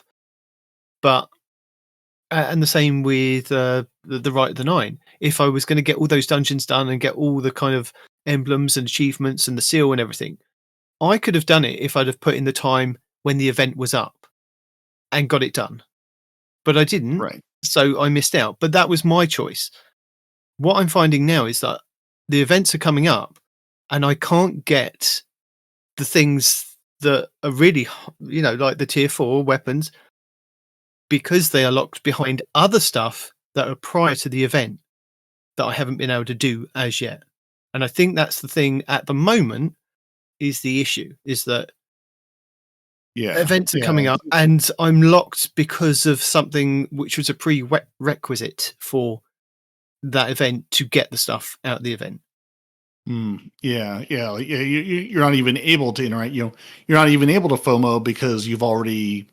You're not even at the point where the FOMO is available to you. Yeah, exactly, that kind of thing. But yeah, I mean, you see where I'm coming from. It's like the events and things come up. The limited time things would come up beforehand, and I think the only thing that would have probably stopped people from doing things like that would have been light level, possibly getting to a light level. But then if you had somebody on your team that was higher light, that would always bring your light up for you, kind of thing. It's just, right. Maybe it needs to be looked at, Bungie. That's all I'm saying. Right. Yeah. I mean, and that's the thing too, is like, is this the pace we're going to keep up the entire week? Or the entire expansion? Because they did have the calendar. We have the raid, then we have Arms Week, and then we have Solstice for a couple weeks. Just like, and then do we slow down? And then do we all get to stop and take a collective breath? Is that where we're going? Is this Bungie going, we're going to give you the first month of, jam-packed, can't miss events, and then it's going to slow down, and then that's where we take our breather and go, okay, now I can work on getting my light up or playing these activities, or doing all the things that I wasn't doing because I was afraid of missing out on this, that, or the other. Is that the point where we can say, okay, now I can sit and engage with more of this game and whatever, because again, I mean, we've seen what they have for us so far. What's next? And are people then going to moan that, oh, there's no new event, there's nothing up this week? Like, it's like, you're never going to make the people happy. One way or the other. It's either too much communication, not enough communication. Too many things going on, not enough going on. I'm still just drowning in new things to do, and I'm excited to play with it and engage with it. I'm very pleased with how things are. At some point the game's got to stop and take a breath and say, okay, now the rest of you who, I think the problem is that Bungie then have the fear of missing out on their player base playing the game at that point. It's right. A Bungie FOMO. Like if we pause and we have a break of not doing anything for maybe 2 to 3 weeks, it's like, are we going to lose player interaction and player interest at that point? And will we be able to retain them to come back and play the game? And I say, yes, you would, because Fortnite do that all the time. Fortnite don't do events all the time, every single week, as far as I can see. I mean, I may be completely wrong. I'll probably be corrected. But from my son telling me that they'll do a big event, and then they'll have a break. Right. And then you'll do it through social media and things, people's excitement get them to come back. Maybe that is something that Bungie need to kind of look at, is weeks that something doesn't happen. Yeah. I mean, give people a reason to come back. The people who are, the raid race is a reason to come back. When the new dungeons come up, or when the new dungeon comes up, that'll be a reason to come back because they're doing another dungeon race. There are sort of, like those marquee events. Like I know, again, my nephew is talking about, hey, this thing in Fortnite's going to come up, and it's going to be this live event that everyone's going to tune in for. And there's a counter in the game world where you're hopping around behind a mountain and you see this big counter. Hey, 3 days and 14 hours and whatever minutes from now. Is like, because I asked him, I was like, what's that giant counter? Because again, I've been playing a little bit of Battle Royale with him and hadn't, we're Save the World people over here. We're not really Battle Royalers. Until he told me that half the bots were half the lobby was bots, and then I felt better about my performance. But yeah, like maybe there are those things to say, hey, I've done all the Fortnite I can do. I've hit the quest. I've gotten my season pass, to 200 basically in Destiny terms. I assume the Fortnite one goes to 100 too. Hey, I'm at rank 187. I've done all the things I'm gonna do. What reason do I have to come back and play? Oh, well, there's this big giant event that, kicks off the new season, or hey, there's a rocket launch, or hey, there's a in-game concert, or whatever the hook is, there's something new to come back and tune into. Hey, even if you've if you sort of feel done with the game, there's some event you can come back and enjoy with everybody else. And maybe Destiny needs more of that. Maybe that's where we're going with some of the the Renegade stuff with Star Wars. Maybe that's the beginning of some of that, giving us sort of a, here's sort of a, hey, you stepped away from the game, you're taking your break, but here's an event to come back for. Here's something that you should be able to enjoy. Yeah. I don't know. But speaking of stuff that has kind of come back, Trials of Cyrus is back. It is. Well, it is for some people. You'd think, Bungie. Just throwing it out there, Bungie. Mm-hmm. I told you that I completed the campaign on Legendary Solo, and I got my power level to like 140 something. Just playing the game. I was ready for day one raid race contest ready. If I had a team, I was able to kind of get that done. Pick up the quest, load in, go in, do the day one contest raid, because I'd completed what they said that needed to be completed. Complete the story on. I think it just complete the story, wasn't it? But it could have been legendary. And so I've done that bit. Legendary, so I'm pretty sure, yeah. I can gain access. I can gain access to the raid because I am at the, I've completed the requisite for that. I am not at the light level to go to trials. I know. How ridiculous is that? Bungie. Come on. Didn't they say that light level was not? No, light level is not a factor in the actual game. Light level is a factor to unlock the game mode. Oh, so what light level do you need to be to unlock the Trials game mode? 200, apparently, to buy a passage card from Saint 14. You clearly haven't put in the time. You're not dedicated enough, Demon. You're clearly but that makes no sense. I'm able to go and play the contest raid day one, but when Trials comes out day one, nope. I can't play it because I'm not at 200. Makes absolutely no sense. Because I went to the director and I had a look at Trials, the little node in the portal. I was like, oh, it's here now. Oh, it's locked. It says go and buy a Trials passage. I thought, you know what? I've got a couple of hours. I've got an hour. I could play some Trials. Went to Saint 14, went to buy it, and he went, no, you're not at 200. I'm like, I'm at 165. What is this about? I can play the contest, but I can't play Trials. And light level's not a thing here in Trials anymore. So what? Yeah, maybe that's again. It may be a thing that you said that it's in place for seasons coming up down the line. That because everybody's going to be at 200, come Renegades, come whatever else after that. Well, that's the requirement, 200. But it's like now, really? Well, the other thing I was thinking is maybe it's partially an anti-cheat measure too. Of if you're cheating and you get banned, you spin up a new account, you can blow through the campaign, you can light level grind, whatever. Maybe it's also the we're gonna have you get to 200 light, which is going to require a bit of a time commitment to get there. So the requirement for Trials is you have to have purchased the expansion, right? Yeah, but purchase the expansion and get to 200. So if you've done that and you're cheating. Maybe, that's you've got to purchase it. You've then got to have completed the campaign because you can't. Yeah, you can't do it on a free account. So you have to literally put the money down to become a cheater. Right, it's ridiculous. And get to 200. So maybe again. I'm just spitballing. I'm just guessing. Maybe it's part of the. The financial burden wasn't enough because people just steal credit cards.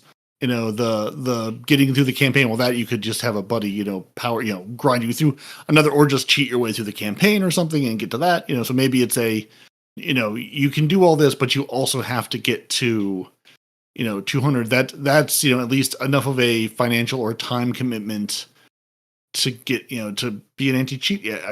I don't know.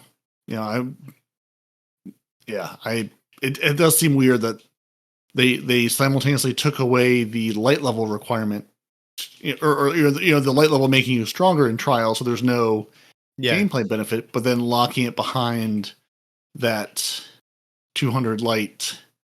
Yeah, it feels like a weird set of makes no sense because of the day one contest mode cheaters that are out there playing the campaign and just getting through the campaign and being able to do the contest mode cheating. It just Right. Yeah. Yeah. But I'm not allowed to play Right. trials anyway. So I'm missing out on the Strand precision frame auto rifle, the Auric Disabler, the Araeus Neutralizer kinetic spread shot hand cannon, the Aisha's Embrace Void rapid fire frame scout rifle, which is reprised, the Forgiveness, which is a reprised arc aggressive frame sidearm, and the reprised Unwavering Duty solar adaptive machine gun. So they're back, and during the first 6 weeks of the uninterrupted trials weekends. So I mean, again, no fear of missing out because I can get my light up to 200 within 6 weeks, hopefully. There won't be a featured weapon, but that means you'll be earning all of them whilst playing your matches, with wins having a higher chance of them dropping, and they will feature weapons again on September 9th, shortly after the Ash and Iron major update launches, and 2 more weapons enter the Trials loot pool, and they'll let us know about them later on. For now, remember that only Lighthouse packages allow you to go to the Lighthouse, so choose wisely when visiting Saints or being able to choose them at all. So yeah. But I have seen people moaning already about trials, and I called it, didn't I, a couple of weeks ago when people were moaning about the contest mode raid not giving you higher power gear, and because their light isn't up to 450 or 400, so they're not getting tier 3, tier 4, tier 5 loot. We have ZK Mushroom already on Twitter saying Trials Flawless doesn't guarantee a tier 5 drop and doesn't give you adepts anymore, which we knew there wasn't going to be any adepts anymore because it's all the kind of the tier system. And he said there's no point in going flawless except for the glow. Can't even go to the Lighthouse more than once. Can't bring carries there. So I think that they were thinking that this might be a bug, that you can't repeatedly play it over the weekend, which is something that happened previous when we've had changes to trials, but then they kind of made sure that, you know, it was open. You could keep going back and just resetting your card and go back to the Lighthouse. But at the moment, there seems to be maybe a bug. He's moaning that somebody at 400 plus light can also lose a game and get tier 5 loot. Well, yeah, because they grinded to tier 5 loot availability and then lost the game against you. So, you know, win-lose situation there. It's like, but yeah, I did see, I think one of the 12 people that has got to 450 power is playing trials and getting consistent tier 5 loot to drop. So it's rewarding somebody, as I said, that has played the game and has put in the hours to get to tier 5 drops. So well done to them. But not, like I said, with the contest mode, not everybody is at that light. And no, you shouldn't be getting tier 4 and tier 5 as a guarantee for going flawless. You should work your power level up to the point where you can get that stuff. Because Trials isn't a limited time event, as in it's not going to be here like for a whole year kind of thing, you haven't really got much of a fear of missing out. You've got more of a fear of like not getting it here and now when you demand it. So play the game, get your light up, and then go into Trials and get your consistent tier 5 loot to drop. I mean, Bungie have already said you've got 6 weeks. It's here for 6 weeks. You've got 6 weeks to grind to get to 450 or 400 plus to get your tier 5 loot to drop. And, you know, it's not set. So you'll get all of the new weapons to drop and the reprised weapons to drop and the armor to drop when you're playing it. So it's not locked behind going flawless. It just, there's a chance of it. And it's not going away after that. It's still going to be, Trials is still going to be here for the next year or so with the same armors and the same weapons, because they don't take these weapons out of the loot pool until maybe a year later on. So you've got time. Yeah. I mean, I think for all the moaning about how you need to be, you know, you basically your drops are based on, you know, are based on your light level, based on your rank. You know, for all the early game, I can't get the tier 5 stuff because I'm only low level. I think that's going to be a positive thing overall. That yes, early on, yes, you can't get the best drops week 3 because you're not there yet. But I think it'll be nicer going, you know, later on in the game, in the expansion, the season, whatever, that you can be, you know, you know, basically you're going to get rewarded for that grind, for the you know, the work you put in. You know, you said, hey, I've done all the work, I've gotten my rank up, I'm at light level 400, 450, 500, whatever. You're going to be rewarded with loot at that light level. It's not like, hey, I'm dragging my buddy through this thing and we're all going to get garbage loot out of it. I mean, I think it feels like, the way it's being set up is, yes, you're the lower level player. If you're being, carried through activities, you will get something from there for sure. I mean, you will get loot, you will get stuff that will increase your light level, but it's not like your buddy who's already, the highlight level, whatever, is going to get nothing out of it. We're going to say, yeah, I'm, doing this for maybe another chance at a decent roll, but it's not really worth my time. Like, it is an investment of, if you're at 450, you're going to get something for, at your 450 level. If you're at 250, you're going to get something at your 250 level. It's going to be advantageous for everybody, but it's not going to be the same for everybody. It's you're rewarded for your time investment, which, I mean, is the reward requisite with the time? We'll see. I mean, again, Bungie's going to tweak this. Like this is not, the people unhappy about how the time investment is right now. That's going to change by the time we get to Renegades or to Ashen Iron or everything else. Like, this is not set in stone forever. I mean, it's good that people are giving feedback, but it's, it's all going to change. It's all going to be adjusted. It's, this is not the way it's going to be, because it's just, the time requirement and the FOMO isn't going to work for everybody. No. But we do have some more comms for the support of the Edge of Fate. So as they progress into week 3 of the Edge of Fate, they have more to share about the issues players have encountered while playing. And they've missed some patch notes. So when making changes to the game, they never intend to ship nerfs or buffs without communication. They want their players to know what's going on so they can be informed on what build crafting options to test out and explore and give us good feedback. So here is what their honest communication is going to be telling us. So, things get missed in the process of filing, implementation, collecting, writing, and publishing our patch notes. And so they agree it can be frustrating, because we get to that point where everybody's like, oh, Bungie have lied to us. Bungie have done this, like you were saying earlier. It's not. It's just that things do get missed. We're only human. And some of the things that have kind of been missed are solar, apparently. Ember of Benevolence had its energy regen tuned during the stat rework. The amount of energy regen was reduced from 4 times to 3 times, and the duration of the energy regained was increased by 1 second. Warlock's Touch of Flame was tuned during the stat rework.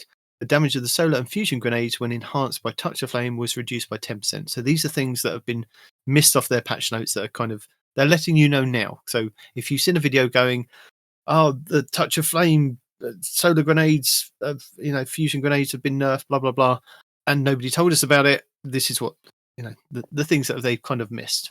This is them telling us about it. Yeah.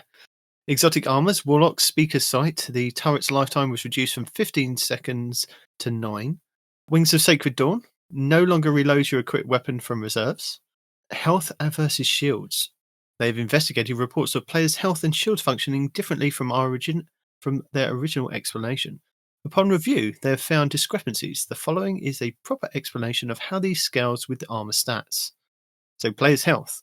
Players' health stun, at the time that it takes the red part of the health bar to start regenerating, is equivalent to 100% of the old recovery stat. Players' health regen is equivalent to 20 of the old recovery stat. The health stun and health regen tuning is intentional to get the injured guardian out of danger zone quickly, while leaving room for health stat and healing verbs to be valuable. Players' shields. Shield stun and shield regen is equivalent to 20 of the old recovery stat. When your health stat increases from 100 to 200, your shield stun and shield regen will improve, eventually going beyond 100 of the old recovery stat. From 100 to 200, you will also gain additional shield when facing combatants. There is an issue where health stat tooltip says that this affects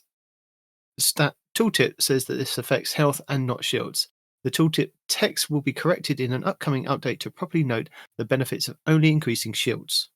Note that the 1 to 100 health stat benefit of healing per orb increases the amount of health and shield gained each time you pick up an orb of power.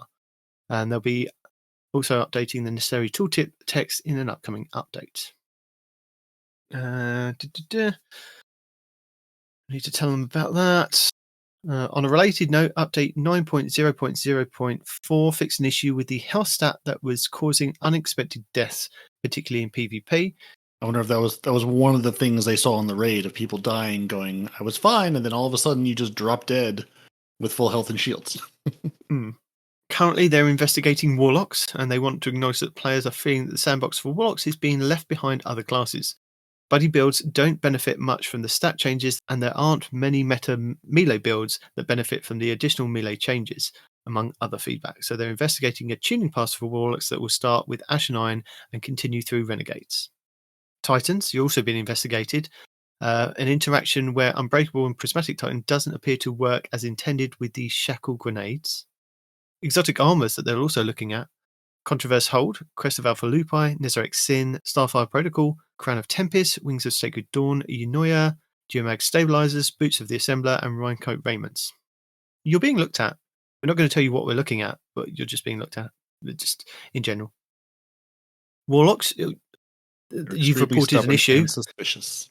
Yeah, Warlocks, you've been reported for handheld supernova damage being reduced by 20%. It wasn't intended, and it'll be fixed in a future update. Sunbrace's tuning during the grenade stat rework functioned to the same at 70 stat. Due to the stats threshold issue explaining above, fewer grenades that intended were available at the 70 stat. This should be corrected with the grenade stat fix in update 9.0.4. Yeah, that one. So it should already be corrected. Or I don't know.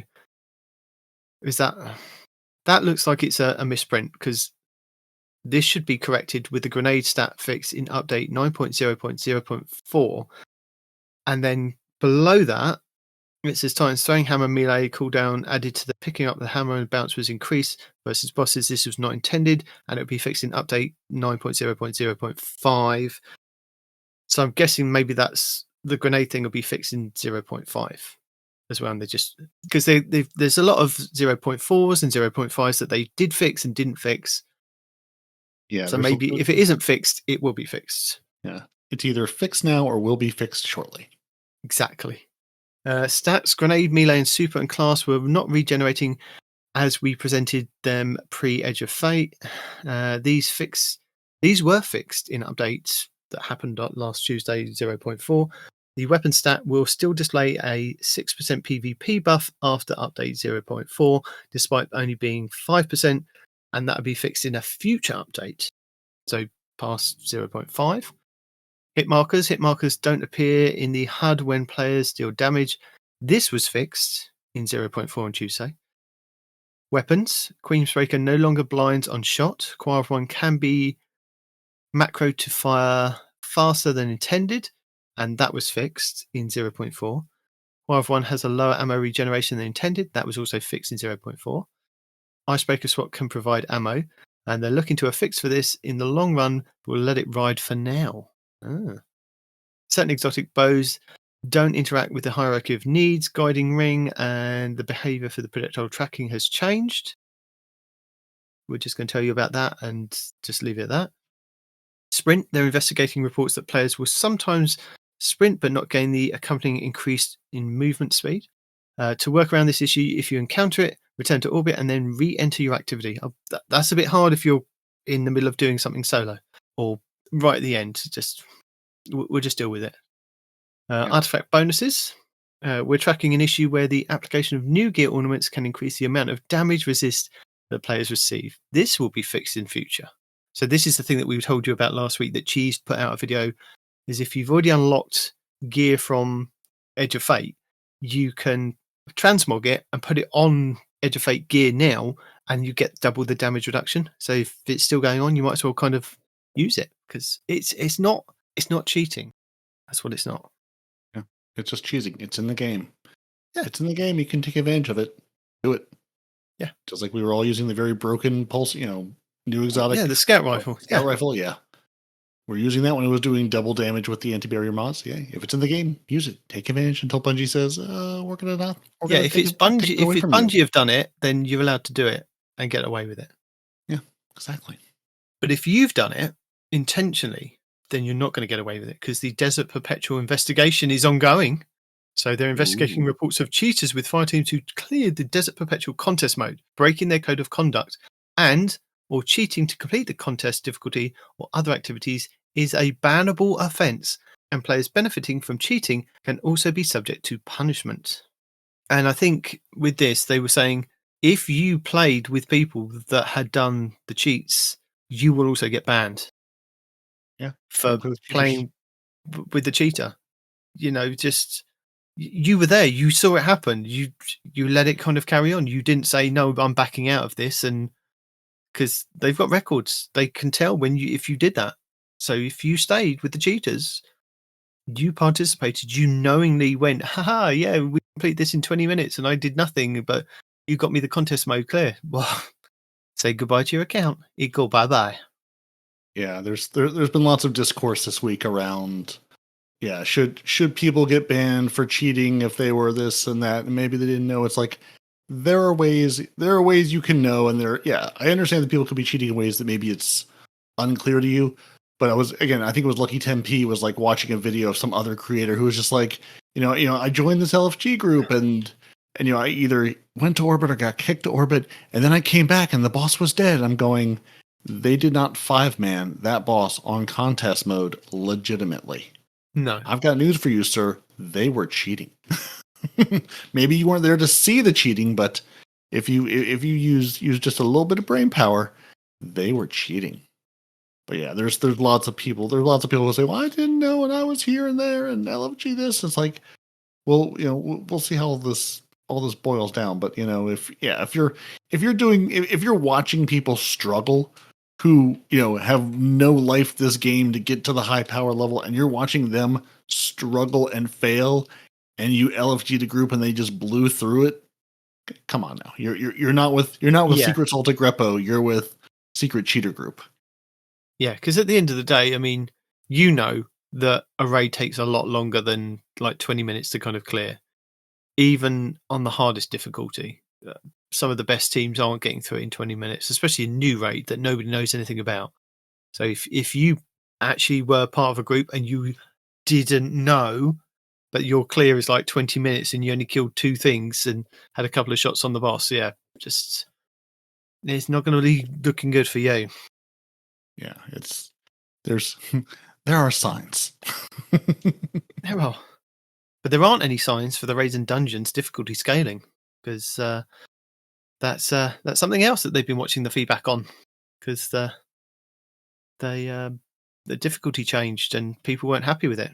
So they're going to be updating the difficulty for legendary raids and dungeon activities to address the player feedback. So the combat difficulty for normal and master modes will be reduced by 10 power. They'll also be updating difficulty for the combined mastery triumph in the Desert Perpetual raid to address player feedback. Base combat difficulty will be lowered by 10 power. Enemies will deal less damage and players will be able to deal more damage. We'll be lowering the cutthroat combat raid feature, specifically the combat difficulty by 10 power. Was plus 40 combat power, will be 30 combat power. And they'll be lowering the combined mastery triumph to only require a single completion at base difficulty, which will upgrade gear rewards by 1 tier depending on the number of feats achieved. Example, instead of getting tier 1 rewards, you'll get tier 2. That's how it goes. Layering on additional feats will increase difficulty, but also help you get to tier 3 rewards and beyond. So like we said, play the game, keep playing it, and you'll get rewarded. Do the triumphs and you get even more rewards or increased chances of getting those rewards. So yeah. There you go. Play game, get rewarded. Play game, do challenges, get better rewarded. And there's a sprint bug. They did tell you about it. We've told you about it. There's a little bit more of an explanation of where it came from, what it's doing, and they've made progress in identifying the root cause, and they're now targeting a short-term fix for next Tuesday, August 5th, in the Destiny 2 update 9.0.0.5. There'll be still instances of issues occurring after this update is shipped, but they believe it will reduce in frequency as they continue to investigate a long-term fix. So there you go. It's still gonna still find it every now and then, and they know about it, so they're on it. Bish bash bosh, done.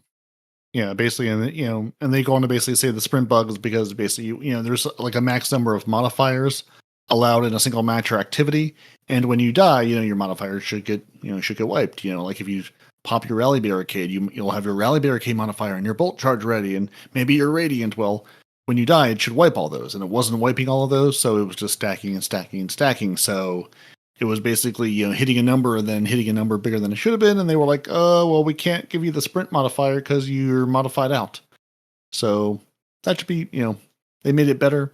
So that should hopefully be, fixing the short-term fix, and they're working on a longer-term fix. But they were saying that's why you should see it, or you may be seeing it more in PvP because, those dying is much more often. So it should be, wiping those modifiers quicker, and it's just not. So hopefully that'll fix that. And and then you can budget your build in the Desert Perpetual raid or not, because this is happening this weekend. Now. It's happened. Somebody's won. Yeah.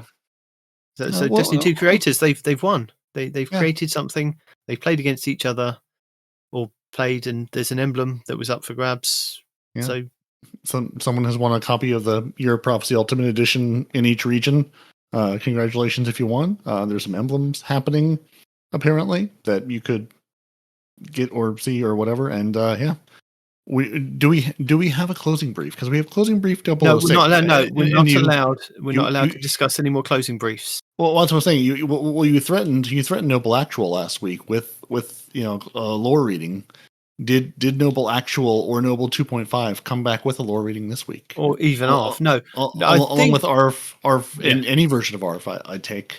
No, I think because it's like, as I said, with me, the holidays for the kids, I think ARF's busy with work and kids now. So I think we're going to have to wait until September to get some more lore. So I don't think Noble's that confident to kind of do the task by himself. He might be. I'm not calling you a yellow lily-livered person, Noble. Not calling you out directly. No. Indirectly. There's a chance maybe. You started this thing with the lore. You can't just suddenly drop it, because people expect. We have the worst luck with lore people. I mean, people say they want to come and read lore, and then they just vanish, and then the lore is gone, and we just have to go listen to Bife. Bife is all we have left, because no one else will read the lore. It's really sad. So we may have some more lore coming up in September, when I guess we start streaming again and playing some more Destiny live on stream during the week. So you get more Destiny in September, I guess.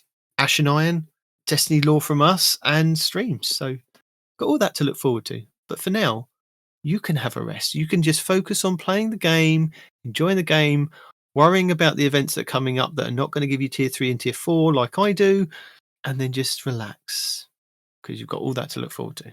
Exactly. Just go to Kepler, get your Bungie awards that await you there. Yeah. You've either given your money to the Bungie Foundation campaign wrap up, or you haven't. Did they hit the target?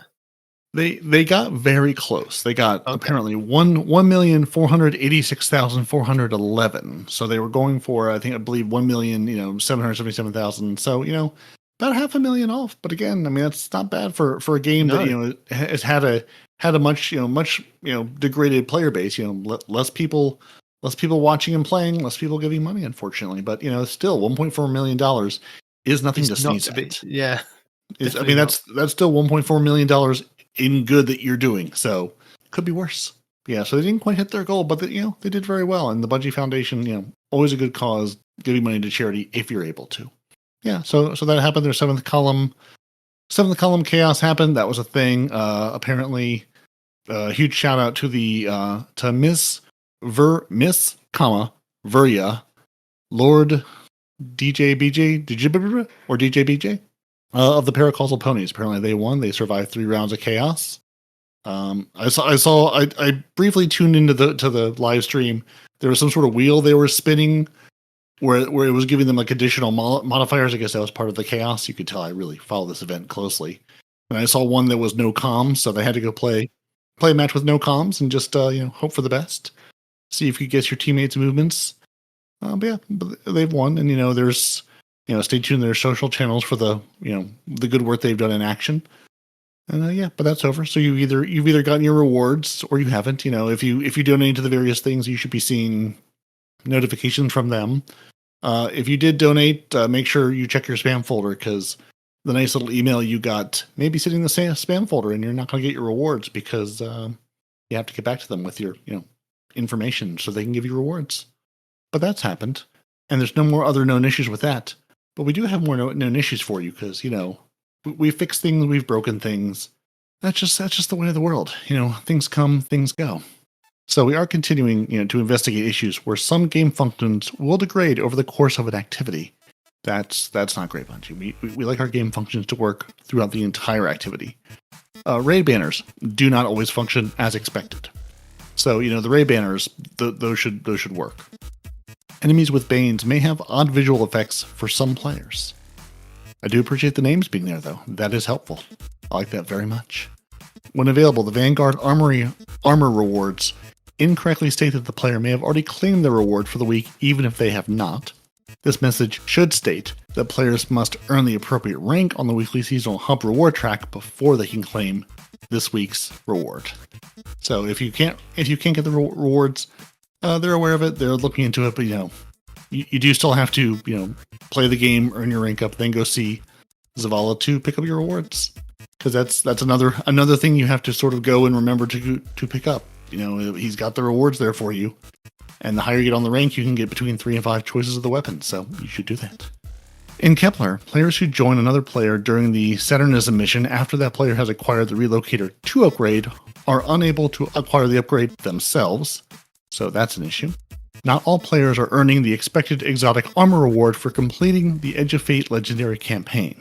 Players should check at the Altar of Relativity for their reward, in addition to replaying the Invitation and Commencement missions, as there are separate known issues related to the legendary completion being incorrectly shown in the Legend Forged Triumph for these missions. So, find the Legend Forged Triumph, and that'll sort of tell you what the game thinks you've done. So, if you haven't done those, or if the game thinks that, thinks you haven't completed things on Legendary, replay those missions, and then it should work for you.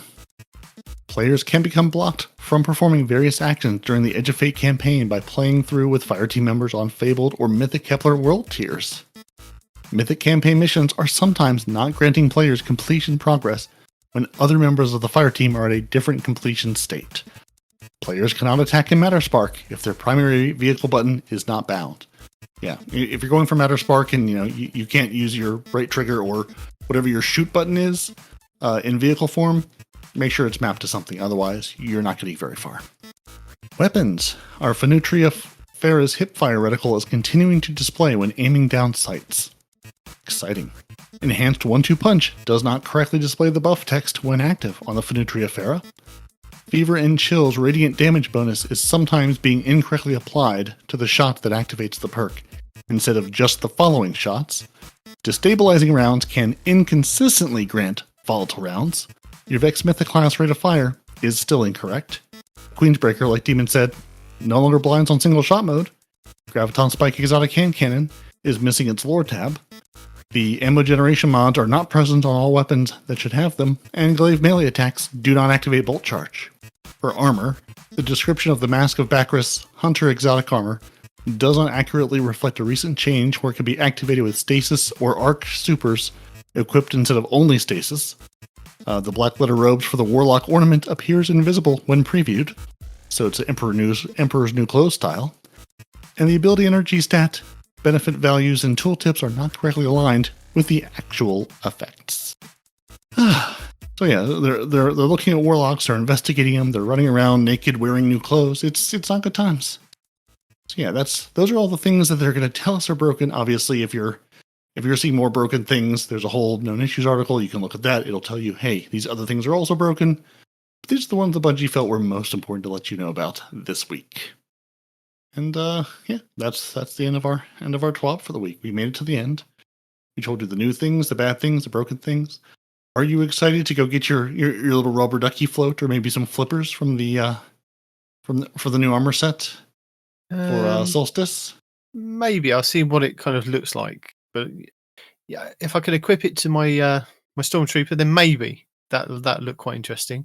Little rubber ducky floaty would look really good with the Stormtrooper. We'll have to wait and see. Yeah, new armor. So do we have any videos this week? Did anybody make anything worth talking about, worth watching, worth considering? Yeah, there's been lots of videos, lots of moaning videos, but I have found you. 360 Gaming TV this week has done all the little blue quests. They've started doing like guides for the little blue quests that pop up after the campaign. So they've got the Paper Crane quest, the Forensic Horology quest, the Correspondence quest, Dark Archimedes quest, and the Declassified quest guides. So I've got those. I then have Datto did a Wake Up Babe, new Busted Strand Titan build just dropped. And this was with the gauntlets. I can't remember what the name is off the top of my head from last season. Hang on a second. Let me just double check. Willful Ignorance, is that the ones? Could be. It's the one that gives you the extra strand. Yeah, the the wishful ignorance. Yeah, that's right, wishful. Okay, I knew I was close. Yeah, so he's got a really cool build for Titans for that, and also Cool Guy has come back with some Destiny builds, Ooh. and he's going over the Noia Exotic review for the Warlocks with damage builds and what makes it unique. So yeah, he's given up on. Well, I say he's not given up. He's taken a break from Marvel Rivals to come back and do some more Destiny stuff. So that's quite nice to see Cool Guy come back. So yeah, I've got a couple of builds in there. I haven't got the Hunters covered this week, but we've got the Titan and the Warlock. Yeah, and you know, Plunder is back. Mactix went to GCX, is apparently very sick. I saw a post of him. He's like, whoever gave me this plague, I don't appreciate it. But I saw he did have a build out, so I'm sure we'll see more from him. Plunder has been putting builds out left, right, and center. So if you need a build, start there. Duddits has done some builds. Yeah, I've got my collection of builds. I'm just sort of building. Yeah, I think I watched Fallout's. Edge of Fate is worth buying. Of just sort of a nice, even-handed take of, hey, are you coming back? Are you thinking about coming back? Is it worth it? Kemi Cakes Gaming's put out a couple of videos of just sort of his thoughts, sort of podcast style of, just giving his thoughts on the game. And, do you need anything higher than tier 1 armor to go play PvP? Is it necessary? Which is just, I always, again, looking for more just like, reasoned takes in the community of, hey, here's what we're doing. I've been in this game long enough. I'm not going to just start screaming about, Bungie lying to us or how bad we've been treated, but just, hey, here's my thoughts on things. So, But yeah, I mean, nothing else really earth shattering. Again, just squirreling away builds to go try out later when I have the requisite pieces to do that. Yeah. The final, I guess there was an issue with Ikora's final Kepler side quest declassification not being available. So that was fixed alongside with everything else this week.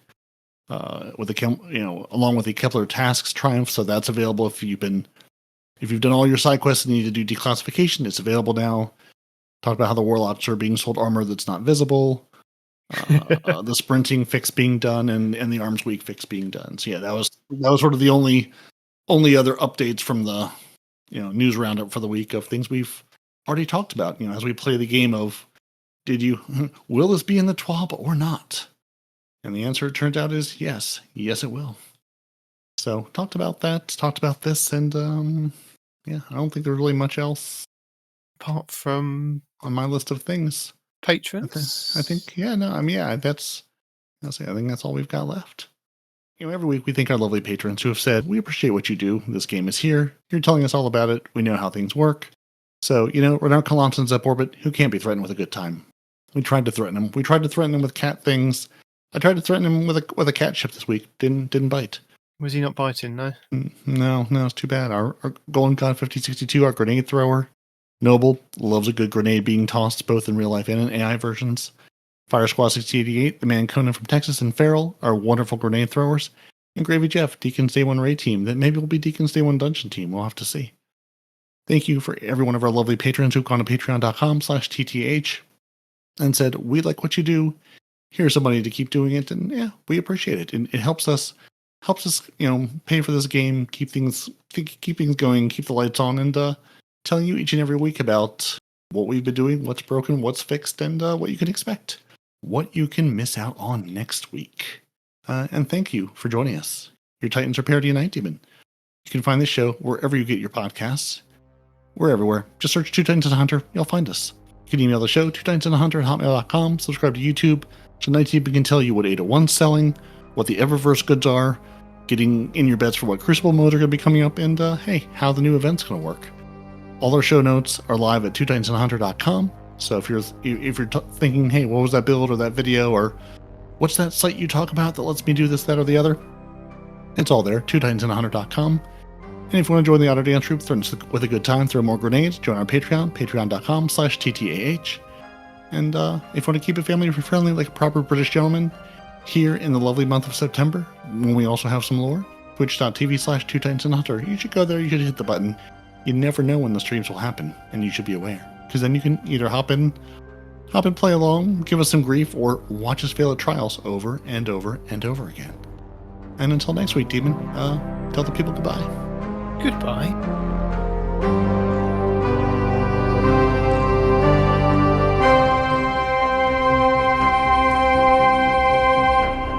Two Titans and a Hunter, a Destiny 2 podcast.